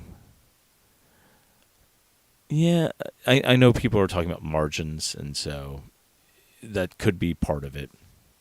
I can't give you medical advice. If your acid reflux is not well controlled over this years, you need a scope to rule out precancerous condition. Yeah, it's probably true. I do need to see a GI specialist. All right. Sorry I had to get off. I'm like 30 minutes behind. Send a link to Bloomberg screenshots to your DM. Okay, thanks. Appreciate it. All right. How we doing? All balanced? Yeah, I'm doing better. So just take the GERD meds and diet control. Yeah. All right. Let's see. Yeah, I have taken omeprazole and also phentamine, I think is another one. And I like live on Gaviston and Tums. So, all right. Mason, in your opinion, do you feel like hedge funds are in such a bad position that they'll do anything not to cover, or do they just don't want to lose? I mean, that's that's how it works. Like for them, they don't want to lose ever. And so they know if their goal is this. I'll just show you this. We can see it now. All right, we're right here. If you look down here, right, September 6th is their goal, right here. Right here on this chart. This is their goal. Or 6th, there we go. They need to make it to here. They get 7 million shares that will be at $3 a share, which will dilute. So all they have to do is to get through all this and hope that retail forgets about it. I don't think that's going to happen personally, because I think what's going to end up happening is they're going to try to shake the tree and get all retail out. I don't think retail is going to go anywhere, because I think most Aterians that have stuck with us from back here are still in this, and they may not be happy. They may hate this stock right now because it's done nothing but cause them problems, but they're holding. And what that means is that you have thousands and thousands and thousands of people who are just sitting here with the stock saying, I'm not selling until it goes up here. And at some point, these shorts are going to be like the FTDs are piling up. They may be forced to, who knows what the reason is. But at some point, we're going to get a pop again. We'll see. But yeah, they don't want to cover if they don't have to. Their goal is to get to zero. They want it down here. That's what they want. They want zero right there, whatever it is. That's their target. Our target's up here. To me, we're closer to the bottom than we are to the top. So the downside's limited at this point. Brian asks, thoughts on cannabis stocks? I'm not heavily involved in cannabis stocks, to be honest with you, Brian. I own one that has to do with cannabis, which is IIPR. I bought it as an IPO when it was like 15, 16 bucks a share or something like that, or 10 bucks. I can't remember what it was back then. And it's done well. Now, obviously, the entire market's crashing, but I was going to say, let me see what the ticker. Yeah, they're like 128 now, as of today. And they were like, I think their all-time high was like in the 200s. So I bought it at like 10, 15 bucks a share as an IPO. So that's the only one I really like. But they are right now kind of bleeding out. And so what I expect is I want to see them kind of like hit a stabilization place, because I think at one point they were really overvalued. And now I want to go back and kind of, but they're up almost 6x from when I bought it. So, but I do like them long term. I would probably enter again, because I did sell some of my shares up in the 200s, because I just was like, I'm 5x on this, and I can trim some now and still have a pretty decent position. So I might buy some back in the next range. I'll show you guys real quick. I know this is Aterian mainly, but I bought the stock back here in like the 15s. I think at one point it dipped to 15. I bought some more, but it ran all the way up to like almost 280. And I sold up, I think it was like 200 I sold at. So, but yeah, I'm looking at this going, I probably look at maybe buying in the like If it gets down to 100 again and stabilizes, I'll probably add some more. So, but that's the only marijuana stock that I really mess with. All right, let's see.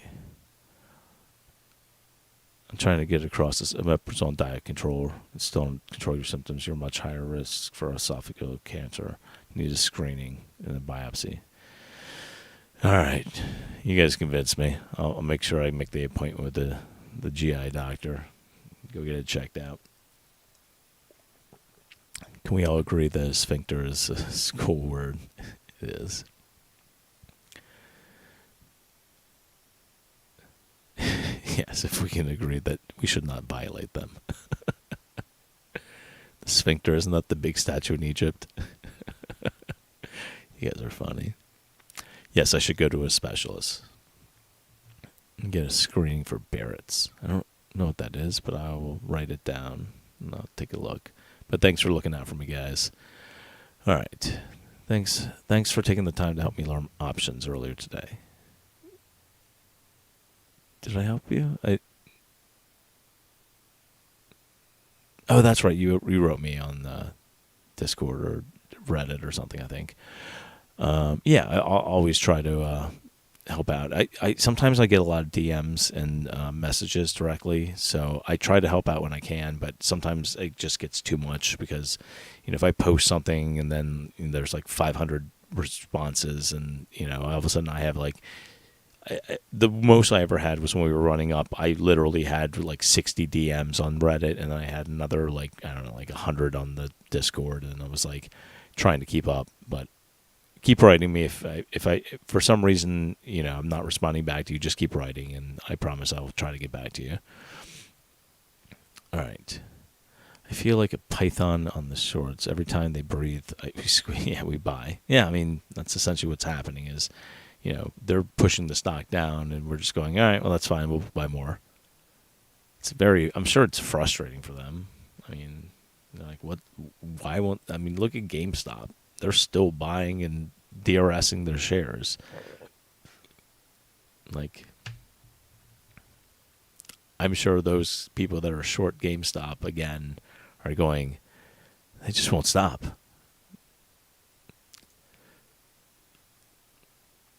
All right. Make a YouTube channel for bedtime stories with Anon. Does my job include security? No, it does not. I don't do anything like military-wise or like police-wise or anything like that. It was one of those things where like I could have, because obviously I had the background because of the Marines, but I didn't really have an interest. I think after my second tour in Iraq, I was like, I don't really want to get shot at anymore. I don't want to be in any line of work that I get shot at anymore. So, yeah. Let's see. Is it more important to have multiple days and days to cover? No, not really. All that's happened is when we got this spike of volume up here, the days to cover just went absolutely down because when you're trading like 150 million and you only have like a 26 million float, they're going, oh, that could be covered in half a day. But that's not how actually it works. So it's a skewed number. But as the volume's going down, the days to cover will start rising again. Because the days to cover at one point was like, especially in this area, the days to cover, I think, had gotten all the way down to, or gotten up to like 9 or 10 days to cover or something like that because we were getting like 1 million volume. So if you make short videos on general stock DD, trading experience, marine stuff, you'll get a ton of subs. The first 1K are the hardest and you're already at 2K. Yeah.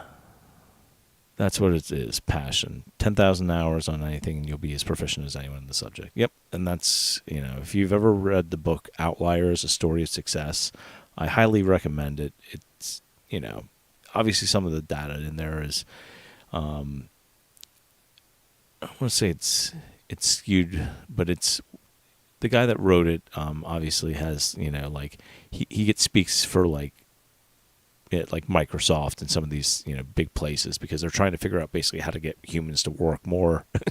And so he's not super popular in all circles, but I think the point behind his stuff is pretty good, which is with any sort of profession or what you do, the amount of hours you spend on it is how you become good at something. And so if you have the time and you just dedicate the, time and resources, that's what creates really successful people as far as being proficient in some sort of area.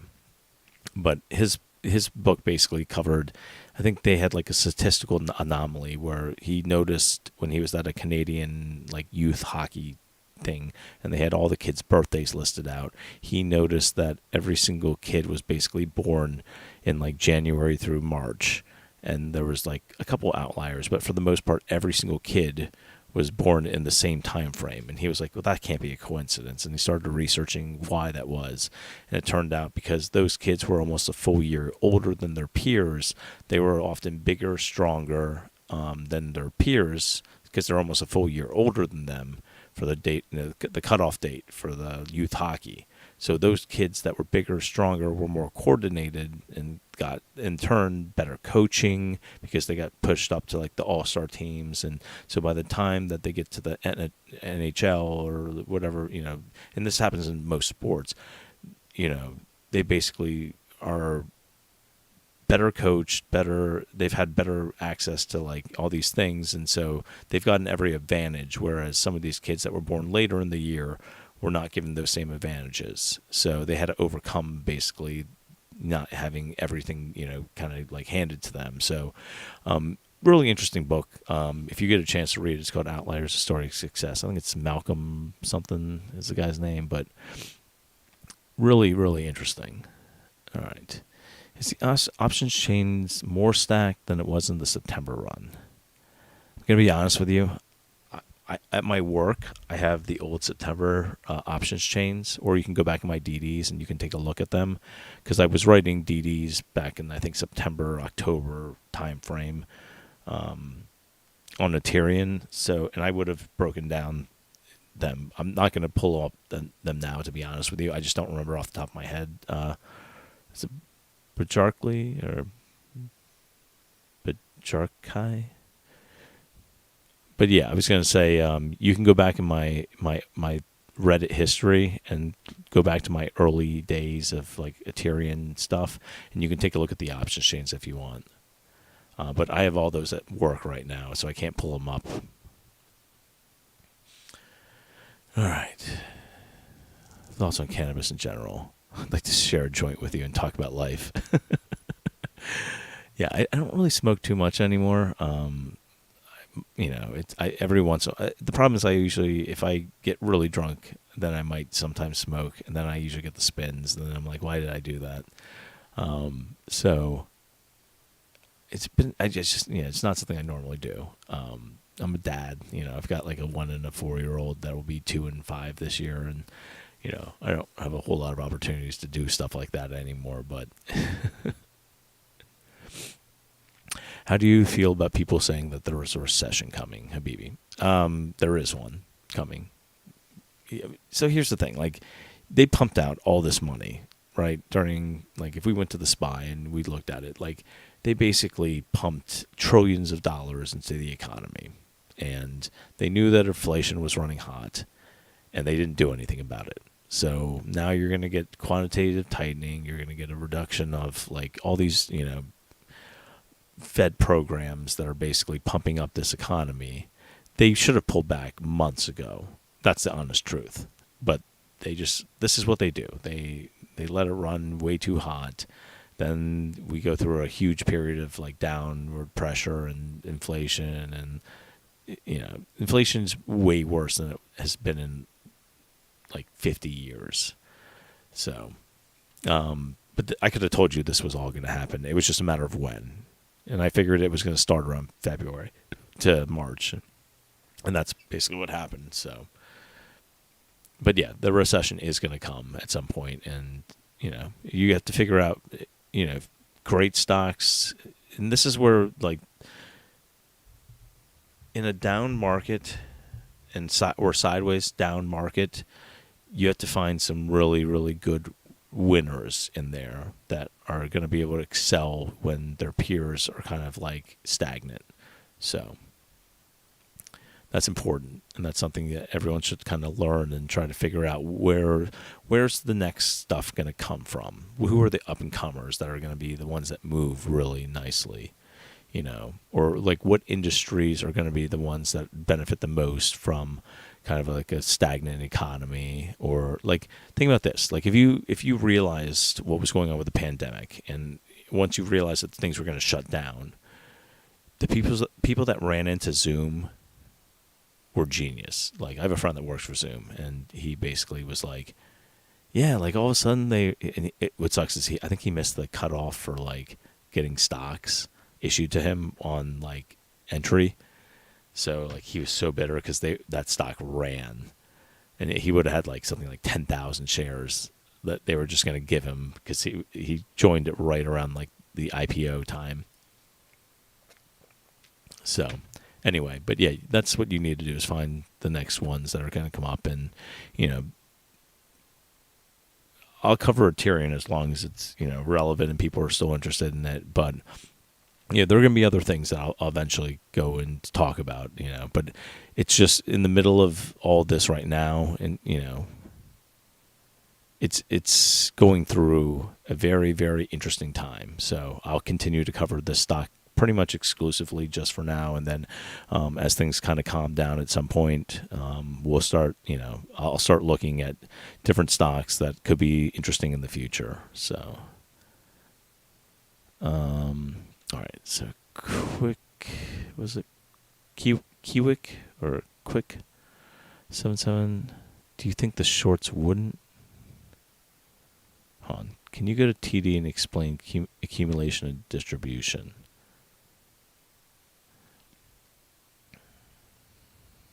All right. Yeah, so you see right here, right? The stock's going down, but the accumulation seems to be going up, right? So why is that, right? So here's distribution. Accumulation's happening, but the stock price is going down. Interesting, right? And the OBV at this point is dropping a little bit. So what you're going to find out with this is, number one, it's not a perfect indicator, but what you will see is we should be seeing a move probably pretty soon. I would like to see, it's kind of just been like this. So they're pushing the price down. Remember, they control the price, but it doesn't mean that retail's not buying. Like in this case, what I expect to see is there's going to be another, at some point, like large green candle that will come out of nowhere, and then that will push it up into this range right here, which is when I think things will get kind of a little more exciting. But yeah, the distribution, so distribution is when you're selling, and accumulation is when you're buying. So it is accumulating right now, despite it selling off right now in the share price, at least.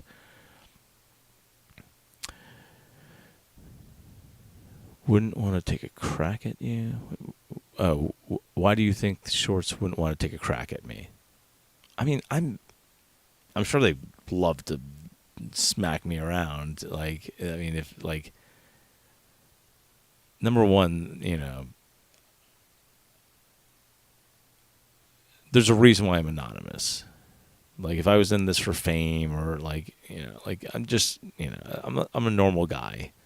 I don't work on Wall Street. I don't have, these high and mighty connections. Like, I drive a 2013 Elantra. Like, I'm not a fancy guy. So what I can tell you is this. Yes, there's a reason why I don't want to put myself out there.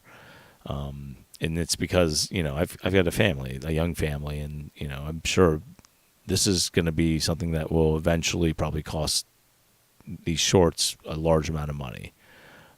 It's never been my, idea to be, famous or anything like that. I really don't want it. I didn't even want to do YouTube. If you can ask everyone, I can show you conversations that people have with me in DM that were like begging me to do YouTube. And I was like, I really don't want to do it.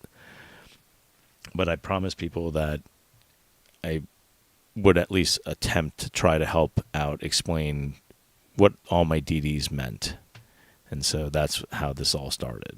So I'm here. I was like, I'm not showing my face. I'm not doing this. I'll at least talk, but that's all I'm doing. I'll just, if people want to listen to a blank screen and some guy talking, then sure. But I wouldn't watch that. But you guys are way cooler than I am because I get bored. All right. People are talking about SQQQ. Yeah, so just throwing this out there, guys. There's going to be a lot of fluctuation in the market, and I just want you guys to understand that, like, if you bet on something, this won't go down forever. It will go up in chops. Like, if you thought that this was going to be a market crash, you were surprised to learn that it was not. And if you actually zoom out, every time it does this, you're going to have these steps. It's, even though we'll go down, at some points you'll have some steps back up, and it might run back up for a little bit. And then if you bought nothing but puts, then you're going to get absolutely burned. So I just want people to realize that, like, at this point right now, yeah, we're selling off a good amount, but like if you look at some of the technicals, like look at the RSI on the daily. Like, we're down here. Like, we may have at some point, yeah, it could dip down into this range right here. But once it does that, it's got to cool off a little bit. So, like, that's why you have these pumps back up. Like, I could see us doing another downish day that turns around and then becomes, so, when we get the data tomorrow, the CPI data, like, if it's not horrible, I could see them pumping it on that information, and that's why I have some SPY calls that, like, could, they're only like 405, and I do have like one out of the money one, but like for the most part, like I expect them to have, once you kind of enter this like downwards period where it's like, okay, we could probably see it swing the other way. I'm seeing money flow starting to go up. So is OBV. And I'm also seeing that these will probably get smaller tomorrow into the next. So I'm seeing that they might start contracting and start going towards the bullish side again. And so, did you ever hang up the General Mathis meme of him being a saint while you're holding a grenade? I was on duty one night and I noticed somebody put that up on the CFC board. No, I did not, but that's pretty good. Yeah, Mad Dog was so I actually met him once. And I was in Fallujah. And then I think I met him on TQ, though. We were on Altacottum. And I didn't meet him. And I actually met the Commandant at the time, which was General Conway, I think. Conway, I think, was the Commandant at the time. So I actually had dinner with the Commandant, and First Sergeant Estrada, I think, was the Sergeant Major of the Marine Corps. So I did get to meet those guys, and that was pretty cool. But I did meet Mad Dog once, and, you're hooked on streaming. It's the beginning. Your YouTube career. Don't fight it. All right. Let's see. All right, so people need to pick stocks that are able to weather the seas. Tesla, Apple. Yeah, I mean, if you look, this would be my recommendation. If you're going to do this, so yeah, the stock market will bleed off over the next couple. If we go on like the weekly, right? Right here, that's the most recent low. That's the most recent high, right? This was COVID, I think, right? And then we're up here. We're going to come down, and we're going to hit some of these. And my guess right now would be, if I was going to be a betting man, what I would do is I would find a level of support, and then I would look at maybe buying like leaps on like TT, something like this. Like if we really got like down, I would have bought some leaps on TQQQ, which is like the leveraged S&P or the QQQs, and we're going to get an opportunity to probably get back down in that range where you can buy some of those long that you'll make some money on.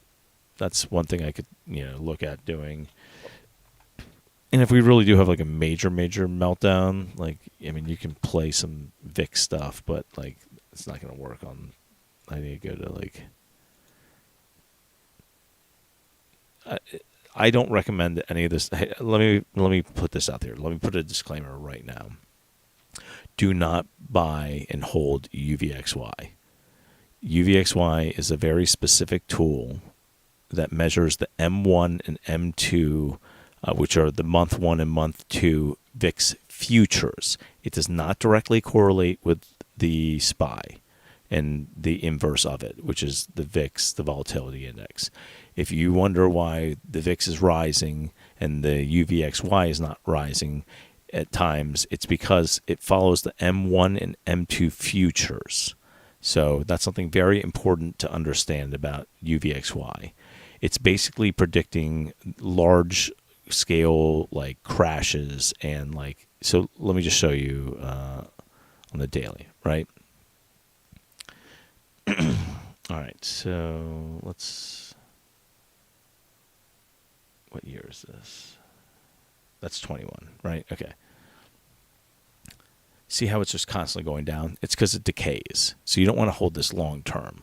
But this was 2020, and this was the COVID, right? So down here, this thing was worth like 100, I don't know, what was that, like 100, right? It ran all the way up to 1,300. But that's the thing, like this VIX, I mean, this thing went crazy during COVID because it was looking 2 months out and saying the entire world's shutting down, and it ran that high. Now, once again, you're looking at like a 10x like move, but the majority of the time, this does nothing but bleed, and you can lose your shirt. So I do not recommend doing this unless you know what you're doing and you really know that something major worldwide is like World War III starts. And don't listen to the papers and like, yeah, we're on the verge of like the Russia thing, but at the same time, like that's not World War III yet. We're talking about like a nuclear war, the VIX would spike like this. So I do not recommend this tool for everyone, and I do not recommend it for just like mild market swings because the majority of the time, all that this thing's doing is just bleeding.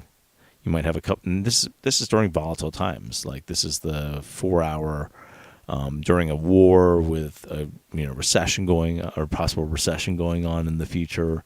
They're also doing quantitative tightening, and they're also raising interest rates. And this thing's still just chopping and bleeding for the most part. So just want to throw that out there, that this is a tool very, very specifically for like a short time frame. This is not something you buy and hold, and just want to throw that out there. All right. But yeah, if the thing does go, you can use leveraged ETFs. Yes, Jeff Cat Buckeyes hitting up right now. He's like, so SQQQ is basically the bearish QQQ. TQQ is like the leveraged long QQQ. He uses the SOXLs and the SOXS. Yeah, those for like day trading. That's very risky swing trading though. So I wouldn't recommend those if you don't know what you're doing. Yeah, got destroyed by Yang a couple years ago. Yeah, I used to play with TVIX, so that they don't even sell that anymore. But I used to have TVIX, and oof, that thing was a 3x leveraged like VIX thing, and whew, you can make a lot of money or lose a lot of money on that. What's a good tact for less people to know about you? Yeah, and so I try to just talk about the markets and not really focus too much on, you guys know I have a kid, 2 kids, and I have a wife and a dog, and I have, grandpa ankles and wear Asics, and I drive a crappy car. So that's kind of What about Tetraluna? Crypto. Crypto. So, yeah, crypto is obviously taking a beating right now. It's not a great time to be in crypto.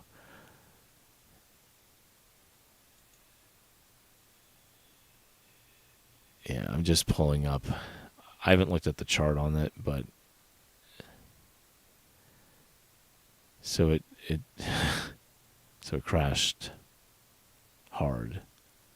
It's supposed to be a stable coin, right?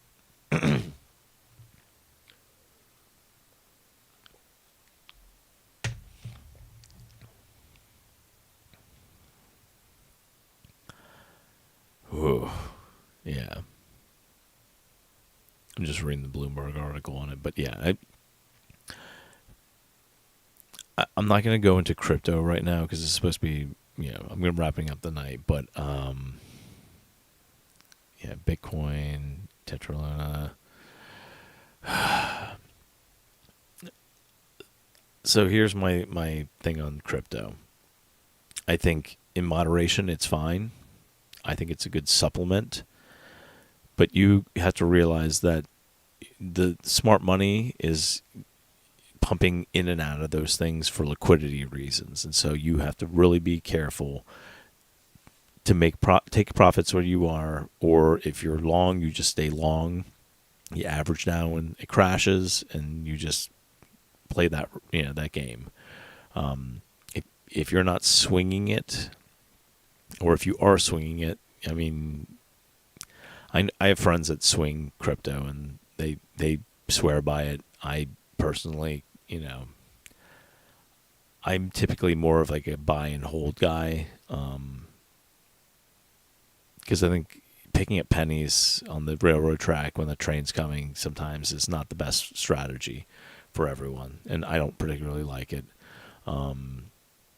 Yeah, there are times I swing things, but in this case right now, like with crypto being, very volatile, I don't want to go long or short on it. I just, yeah. I don't own any Tetraluna, and I do have a little bit of Bitcoin. I have some Ethereum. I have some Loop Ring, and I have Polkadot, and what else do I have? I have to look at my crypto wallet. It's been a while. I do have some Algorand, and I do have what's the other one? I bought a couple like Algorand, like there's spin-off coins, and just throw a couple hundred in there, see if one of them blows up one day. But yeah, yeah. We are now number 9 for the Fintel shortlist. Is that important? No, it's not. What matters right now, and honestly, when they see the SI go up, my guess was Fintel will update that too. What's your idea about Redbox?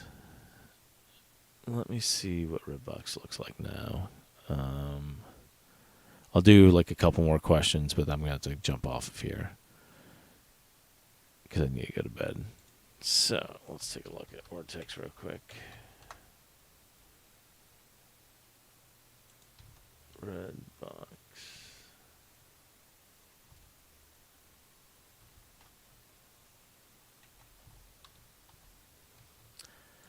So just so you guys know, just make sure you understand the warrant situation on this thing.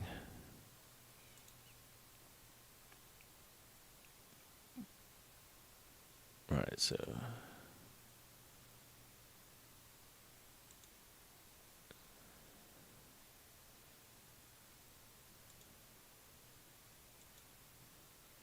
all right, so let's take a look real quick. So 78% of the free float is shorted, which is about 1.53 million shares. The cost to borrow has gotten very high. In fact, it's like $380 83%, it looks like right now. The high right now they're saying is 766, or is the average. Days to cover though is very small, and they have about 4 million shares out on loan. But they apparently have right now 174% of the free float out on loan. So, let's see. But they're off reg show, it looks like. They just got off reg show. Which means that they freed up enough. They might go right back on reg show, but it looks like right now they're off reg show. So I think what we need to do is this. If you're going to play this smart, they're going to want to pump up to 11 again because they need to get more money out of the warrants, unless they got all the warrants out. But let me check real quick. Because this is how you guys have to think. Like, you can't... I'm trying to think how to describe this. So these underwriters want to get their money out of these stocks oftentimes. So they're actually, I think, legally allowed. There's some like loophole that allows like underwriters to actually like get up to their warrant levels, and then they can dump out. So Redbox Entertainment. The company looks like absolute crap as far as like fundamentals. But as far as the squeeze goes, yeah, so they burn about like 7.3 million in cash, and they have about 7 million in current cash. So they burn through about, they're basically out of money in like a month or two. So let's see what they have. So they have warrants right now at 1150. Now let's just take a look. Where did Redbox go when it hit this? Got up to 11, right? So right before their warrants, and then dumped down. And it's down here now. They're trying to basically get momentum up to get those and hit those warrants up there. That's my guess. But it does look like right now that the MACD is crossing over. We'll see, unless they get some actual volume again. What's the volume been like? This was a good amount of volume, right? If I remember correctly. This was a good amount, but the volume's really died on this stock. So what will probably end up happening is they will come down, probably consolidate, maybe bounce off one of these moving, and then they might take it the next step up to try to pump up and hit with those warrants, because they're going to want to get their money out if they can. And as soon as they do that, they're going to just dump out all those warrants, which is about 16.8 million warrants. So, like, could it run back up again? Yeah, sure, it could run back up again, especially with the cost of borrowing and everything being like it is. But I would wait and see what happens here, because honestly, if you look at the MACD on the daily, it looks like it's trying to cross back over bearish, and you could see a little bit more of like a consolidation in this area before they spring up again. So I would make sure that this doesn't cross over and start going bearish on you if you're playing. But yeah, at some point they're going to want to get those warrants up at, let's see what the date on them is. Well, they've got time. So they've got until 2026 on those SPAC warrants. So, yeah. And then they do have a weird warrant situation on another one that's they haven't registered them yet, but they have another 11 million warrants that looks like they can dump out at any time. But they're not registered yet. So it's been filed, but it's not actually like in the books. And the issue date on those was the 16th of April, which was right here. So basically, notice where this starts, right? So the 16th of April, they file this. And what do? They run the stock up. And interesting. Like you have to figure out these things before they go, because that's just kind of how things work. Is they have an incentive. They want to get some cash. They need cash. Cash is like critical to them.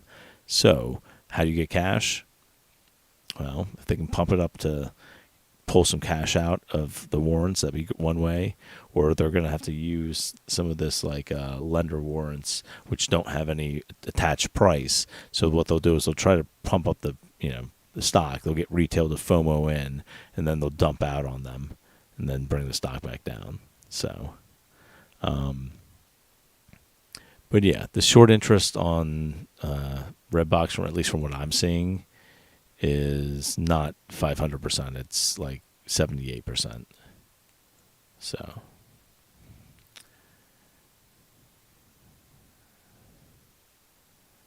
and can you recap your thoughts on Aterian today? Sure. Let me get back into Aterian real quick. Then I'll sign off after this.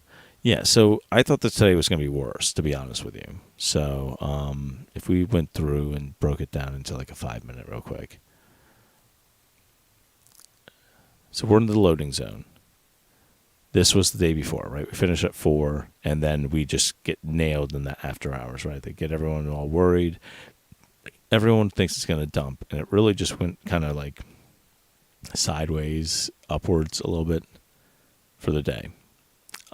It actually was a pretty boring day. We didn't have a ton of volume, and I think retail was actually buying today, which is why we had a higher than normal off, exchange, number, because I think retail was buying. So, what I kind of expect right now, this highlighted region is all in my like loading zone.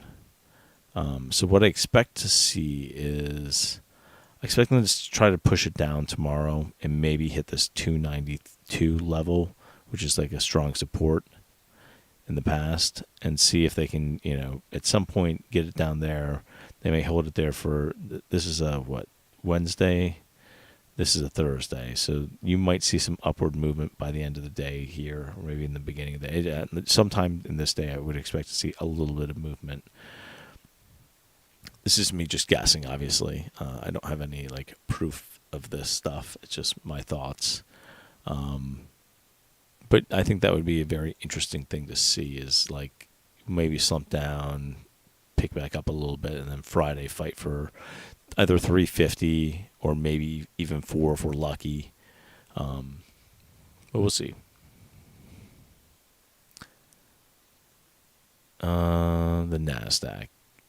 Yeah, I mean, all the major indexes are going to be down, and they're going to probably see a rally, is my guess, because I think most of them are oversold at this point. So, can you please explain Reg Show? All right, so Reg Show is basically just it's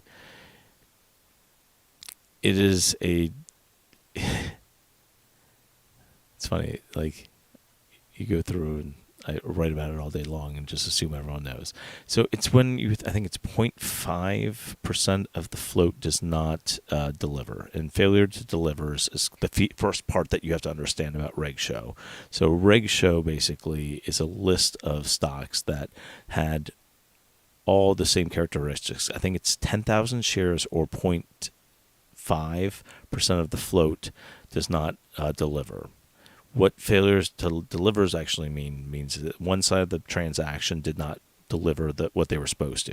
So if you buy shares at your broker and they're supposed to be sitting in there in your brokerage, but they don't actually have the shares sitting there, they just have an IOU, they failed to deliver if they have made it past T+3.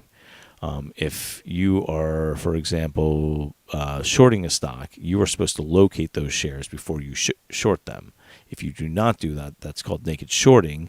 And if you do not have those shares that have been marked, then they will be failures to deliver as well. And that goes for options. And if you don't deliver the options, the shares that you were supposed to from an option, that can also be. So, yeah. but it's basically when one side fails to hold up their end of the bargain, which is if you buy shares from a stockbroker and they don't give them to you and they're not sitting in your account, you failed to deliver, or the broker failed to deliver. So anyway, the reg show is basically a big list of stocks that are all going through the same thing, which is,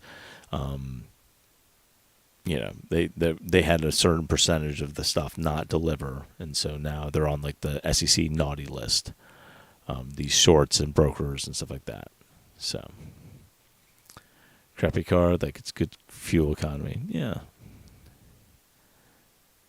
All right. So I saw the Asics and the Under Armour socks in the Discord. Yep. Got going old man style. How can a stock be $1 billion? Do I think it will hit $1 billion? No, I don't. I have an algo in my governance. Yeah. Let's see.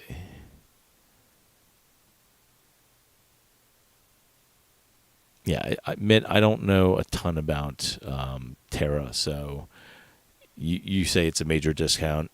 I don't know anything about it, so I need to probably do some research if you want. But I'm not doing it tonight. I'm not going to do. Yeah, we're still on Reg Show, so is Redbox. Thank you. I just tuned in at the wrong time. I should have listened for a minute before commenting. No, you're fine. Let's see. Cam. Hey, Anon. I hope that scotch is smooth. Currently climbing Mount Kilimanjaro. Quick. Wait, are you for real?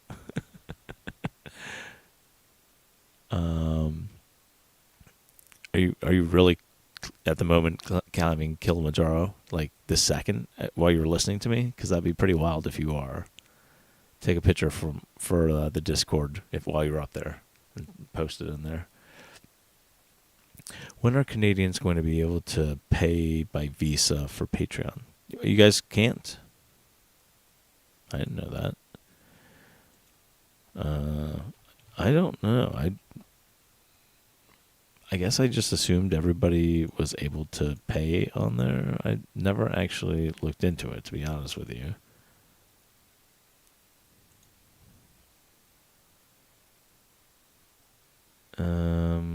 Let me see.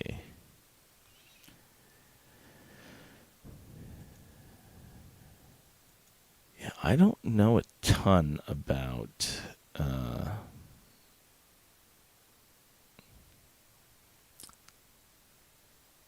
Patreon, to be honest with you.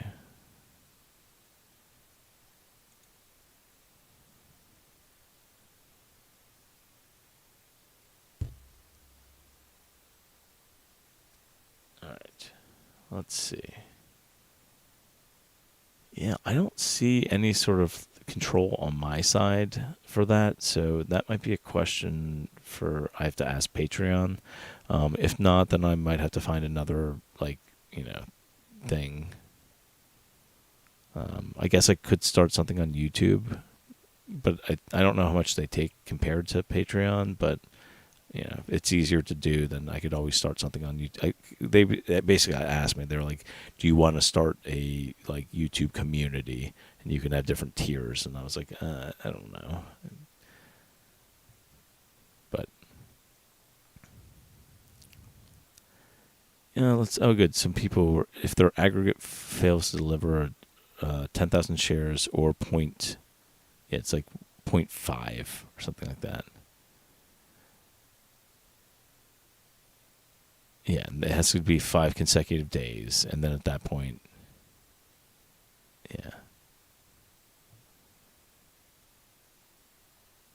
Do you think Aterian has the potential to hit 1,000 in 10 years? I mean, that